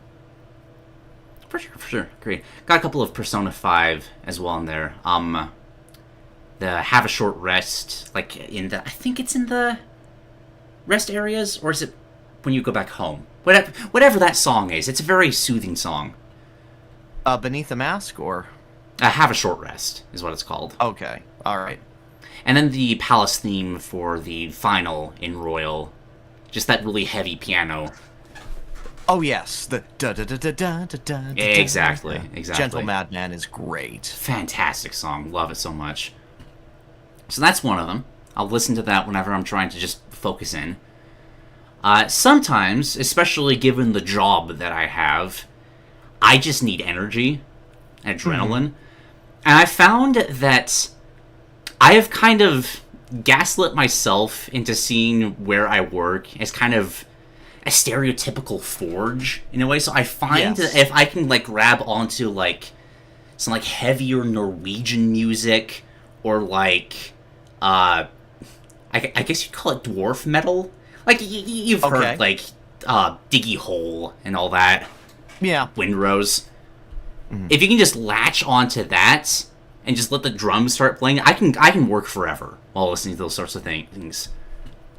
So a couple of those. Skald is fantastic. Norwegian band that kind of mixes more, like, traditional like drum beats and chanting from that culture with more of kind of a heavier modern music. I can say the same thing triply for The Who, which is not like the Wonderwall or whatever the hell that was, but like it's a Mongolian band spelled just HU. Yes, I believe you've spoken of them before. I probably have. It's the only concert I've really gone to and enjoyed, and I think it ruined all future concerts for me moving forward. Because if you're in the middle of a crowd of people just chanting Mongolian with like this mix of Mongolian instruments and heavy metal going, like, you're never going to find a stronger I'm a- adrenaline rush than that. Nah, dude, I went to a Shin Megami Tensei concert, and when the lady just started screaming the death lyrics, and everyone had their glow sticks in time with the death lyrics, that was pretty magical. I can imagine. So yeah, that's the main focus. Also, a couple of League of Legends songs, like Volibear's theme, Pantheon's theme. I find that League of Legends, like the music side of it specifically, they, like, God, it's so impressive that they made an entire game to They advertise invest the music. a lot into it. It's good. Like, Talia's theme is one of the most beautiful ones I've ever heard. And it's the actual voice actress of Talia that's singing along with it, which is just cool. Nice. You listen to Ailstorm at all? Yes. Good. End The- of conversation. We're set.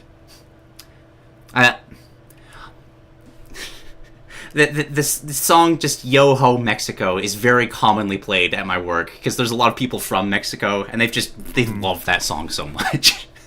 Good. Speaking of kind of songs from other regions, something I've found that I really gravitate towards is I love finding music from various parts of the world that integrate aspects of a genre from somewhere else. Okay. I find that kind of collision of two different cultures in that way. It's completely unique whenever you hear it. I've been trying to just collect, I call the playlist Around the World, just so I can just put the headphones on and just imagine I'm somewhere else. Like, I've been stuck in Utah my whole life. The allure of travel is very strong for me. Yes. So I've just got things like, I've got the Nacho Nacho theme from RRR because it's perfect and I love it so much. Yes, it is. Most of that soundtrack is. Right? I've got the themes from the various Civilization games. I'll have a few that just get the idea of travel for me. So, like, a couple of Pirates of the Caribbean themes. I have the Moon theme from DuckTales, because that's just a perfect, like, okay, imagine going off into space. Have you heard the credits version of it from Remastered? I have not.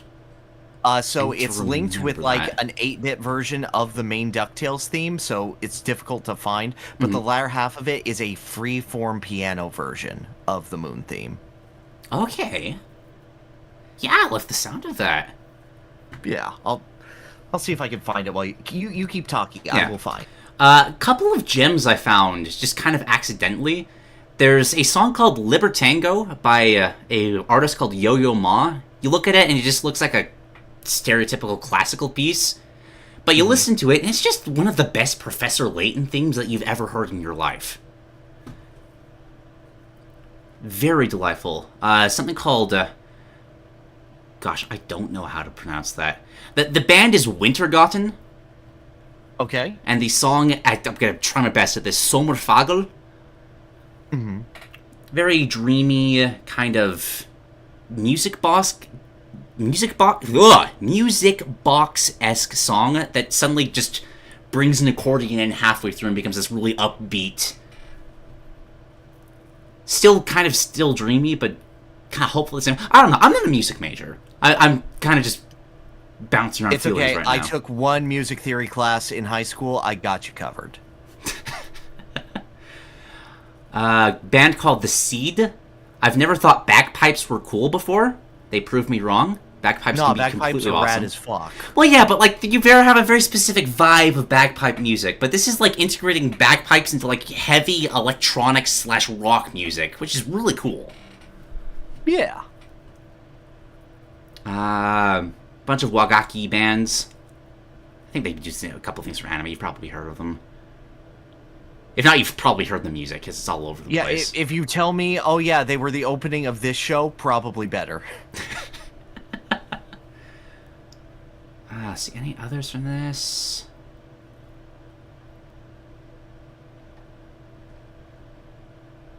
A couple of music from Dune as well. It's both burrowing and space into it. Multiple forms of travel. Wow. The recent ones, or? The recent movies, yeah. Okay, all right. Those godlike soundtracks from all those. And then just a playlist of just songs that make me just feel better. Stuff like have you seen Disney's Treasure Planet? Yes. The Yep, I'm I Still know the Here song. theme? Yeah, God, yeah, that's oh. No, trust me, I got plenty of those on my playlist too. Absolutely destroys me. Lots of music from the artist Aurora. I think I've talked about her before as well because she was at a Game Awards conference. There was like a whole... I believe so. Like there was like an in-game concert, some weird Jeff, like, look how artsy games can be now. But she's a fantastic artist, so I was cool with it. Closest thing that we have in humanity to an actual fey creature. Any others? Lots of Ori and the Blind Forest soundtracks in that, because it's Ori and the Blind Forest music. For me, a lot of Katamari music fits in here. Oh, yeah. I need to put on See, this is why it's great to talk about these things. It's just it's recommendations. Specifically the Cherry Blossom Color Season one, where all the kids are doing the la la la la la. That one gets me every fucking time. But overall, I just really love this experience of just going to be like, okay, what kind of mood do I want to be in, and how can I get myself there? And then you'll kind of just start, as you listen to more and more music, you start to be like, okay, this doesn't really fit here or there. Maybe I'll make another one for just kind of that kind of bassy, boppy version of music that Crypto the Necrodancer has. And if I'm just in the mood for that, I want to find other music like that. It's nice. It feels like it's just a constant expansion and appreciation of an art form. I really enjoy that. Please let me know if you go, I need more video game music that sounds like this. Because I am proven to be good at that. You know what? I'll probably take you up on that. All right, thank you. All right, but that's all I got for today. Shall we go to the comments? Let's, please.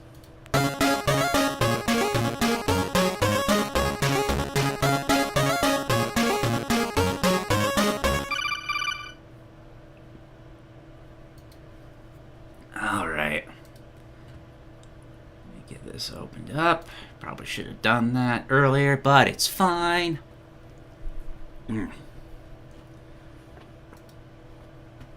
Alright, anybody in the comments, if you also want to throw anything at us, would appreciate it. From Magic Ice, what is your least favorite remaster or remake for you personally? Not just one that is buggy or doesn't work, one that you just don't like the changes done, even if others do. Alright,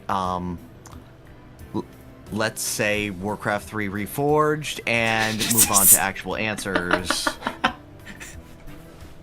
Yeah, that's like the SSS tier, and then get down into the A's and B's. But for ones that people actually like, I really don't like Metal Gear Solid: The Twin Snakes. Why's that? That game, so essentially it is a remake of Metal Gear Solid 1 with Metal Gear Solid 2's engine. But you've played a little bit of Metal Gear Solid 1. A little bit, yeah. Imagine how much that game would break with first-person aiming. Ooh, That can go down multiple floors. Oh, no, Imagine no, doing no, the no, no, Ocelot no. boss fight with first-person aiming. That's a no. It does... Like, Metal Gear Solid 2 is inherently a great-feeling game, but it doesn't get it. It doesn't land anywhere. It doesn't understand what made it great. There are also funny cutscenes directed by people who worked on The Matrix. So now Snake can just do backflips off of missiles and kick them back at planes. And he has an entire mid-air fight sequence with Liquid. Okay. I can see why this would, like, clash with the tone, but that's so funny, though. It is very, very funny.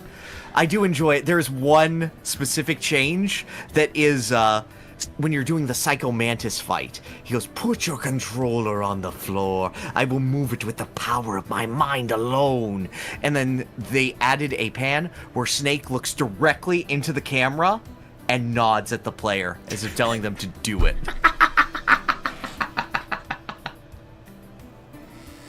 So there's good stuff in it. It just kind of breaks There is a lot. good stuff. You can shoot Yoshi, which is very funny. But ultimately, it's like the whole experience of Metal Gear Solid as a tone piece matters to me, and the feeling of it as essentially an expansion of those 2D games, which it was built around, is very strong. Mm-hmm. And it is completely ignored by having it with MGS2 systems. Also, the voice cast is back in its entirety. David Hayter took a pay cut in order to get the entire voice cast of MGS1 back, except I believe the voice of Gray Fox couldn't return. But otherwise, the entire cast redubs their entire lines, and it is shot for shot worse than the original. Oh, no! They're doing it again, and there is less passion behind each line read. And that really bugs me.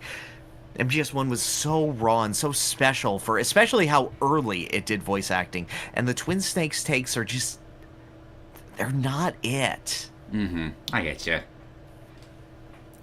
think on my end, the first thing that jumped to mind was the Majora's Mask 3DS version. I get why so many of the changes happened, but I hate almost every single one of them. You're right. You are so correct. Because, like, does it make the bosses simpler? Yeah, sure. You can, like, swing around Twin Mold as a giant wrestling thing. No. But it just... Majora's Mask is one of my favorite games of all times. Majora's Mask 3D would probably not crack my 100. Yeah, it just oversimplifies every boss, I feel. And what they did to the Zora swimming was unforgivable. Yes. That was just... I can't that is the understand best swimming in that. games. Why would you ruin it? Exactly. You understand.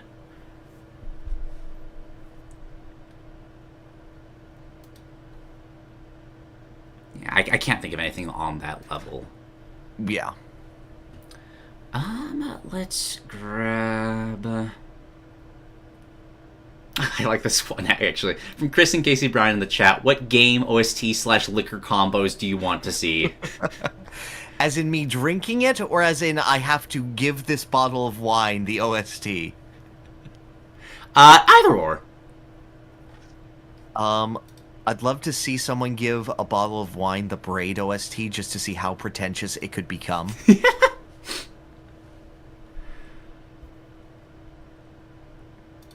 I think Guilty Gear Strive wine sounds badass. I'd love to taste that.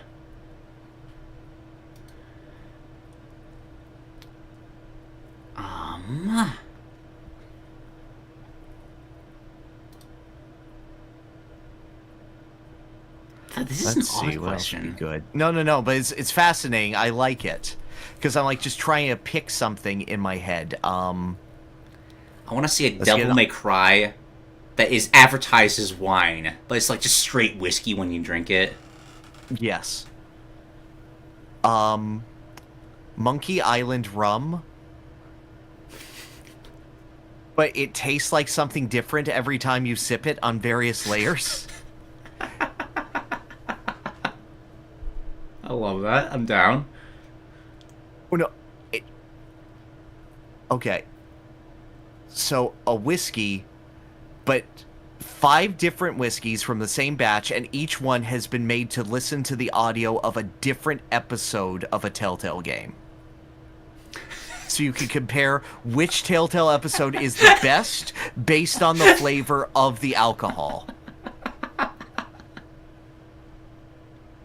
God, that'd be so funny, though. Like, imagine just implementing that rule set into other, just franchises. Yes. Which Final Fantasy is the best? There's only one way to find out. Which of these rums comes out on top? Sam and Max whiskey is golden. That's good. I'm sorry, I'm just imagining. I took all of these beer kegs and I made each one listen to a different episode of The Simpsons to see which season of The Simpsons is the best one. Honestly, you could do a full video. That's a YouTube channel waiting to happen. Oh my god. I just made someone's career with that. Or made Mr. Beast more money. One or the other. It sounds like a video he'd do. I totally agree. Let's see. I'd like to hear your take on this. If you were in charge of making the next Paper Mario game, what would it be about? Like, where do we go from here? Oh gosh, that's particularly difficult to say. I'm frozen, I don't care. It's fine. It'll crash eventually and we'll just reopen it. Awesome, sounds great. God, I don't know where to take the series from this point, to be dead honest with you. I think that it is wide open for a lot of experimentation. The only thing I want is that it continues to play with Mario's world. Mario has such an interesting environment to explore and interesting characters to explore. It is a shame that we usually shackle it to a paper gimmick. Mm-hmm. I completely agree. Like, Paper Mario was based around the biomes that were popular during, like, the Mario 3 and Mario World era. We have so many other lands Mario has gone to. Odyssey alone making an RPG exploring those kinds of locations. Exploring those kinds of locations. We'll just have him pick up right back where he started off. One moment. Time travel put Wine into it. We're forced to listen to the entire Kingdom Hearts soundtrack on. Yeah.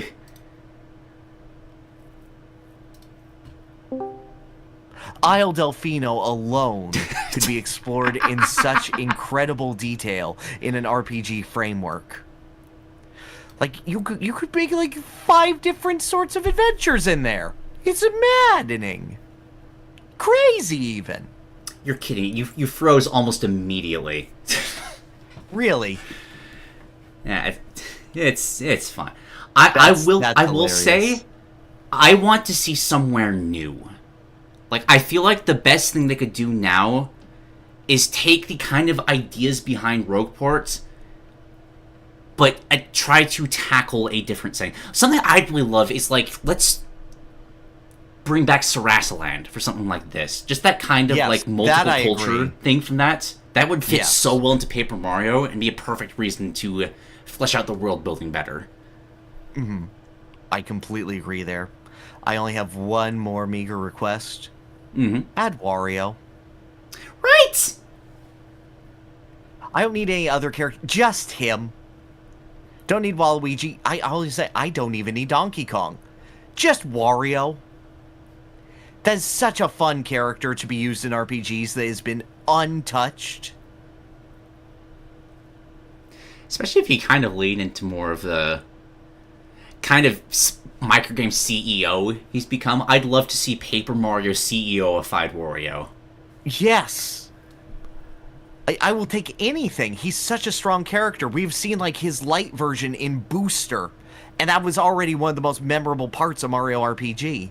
Add more onto that, and make it Wario, and it's like, oh, damn. Mm-hmm. Because, like, we've had, how many RPGs? Over a dozen RPGs that have not utilized the character in any meaningful way. Yeah, it's a waste. I'd love to see it. Play with it, yeah. Yeah, they're starting to be more open to using more characters. Maybe it's a step in the right direction. We'll see. It's Nintendo, so maybe we can expect this in about 20 years from now. They're being getting better. I will say. Indeed. Slowly but steadily.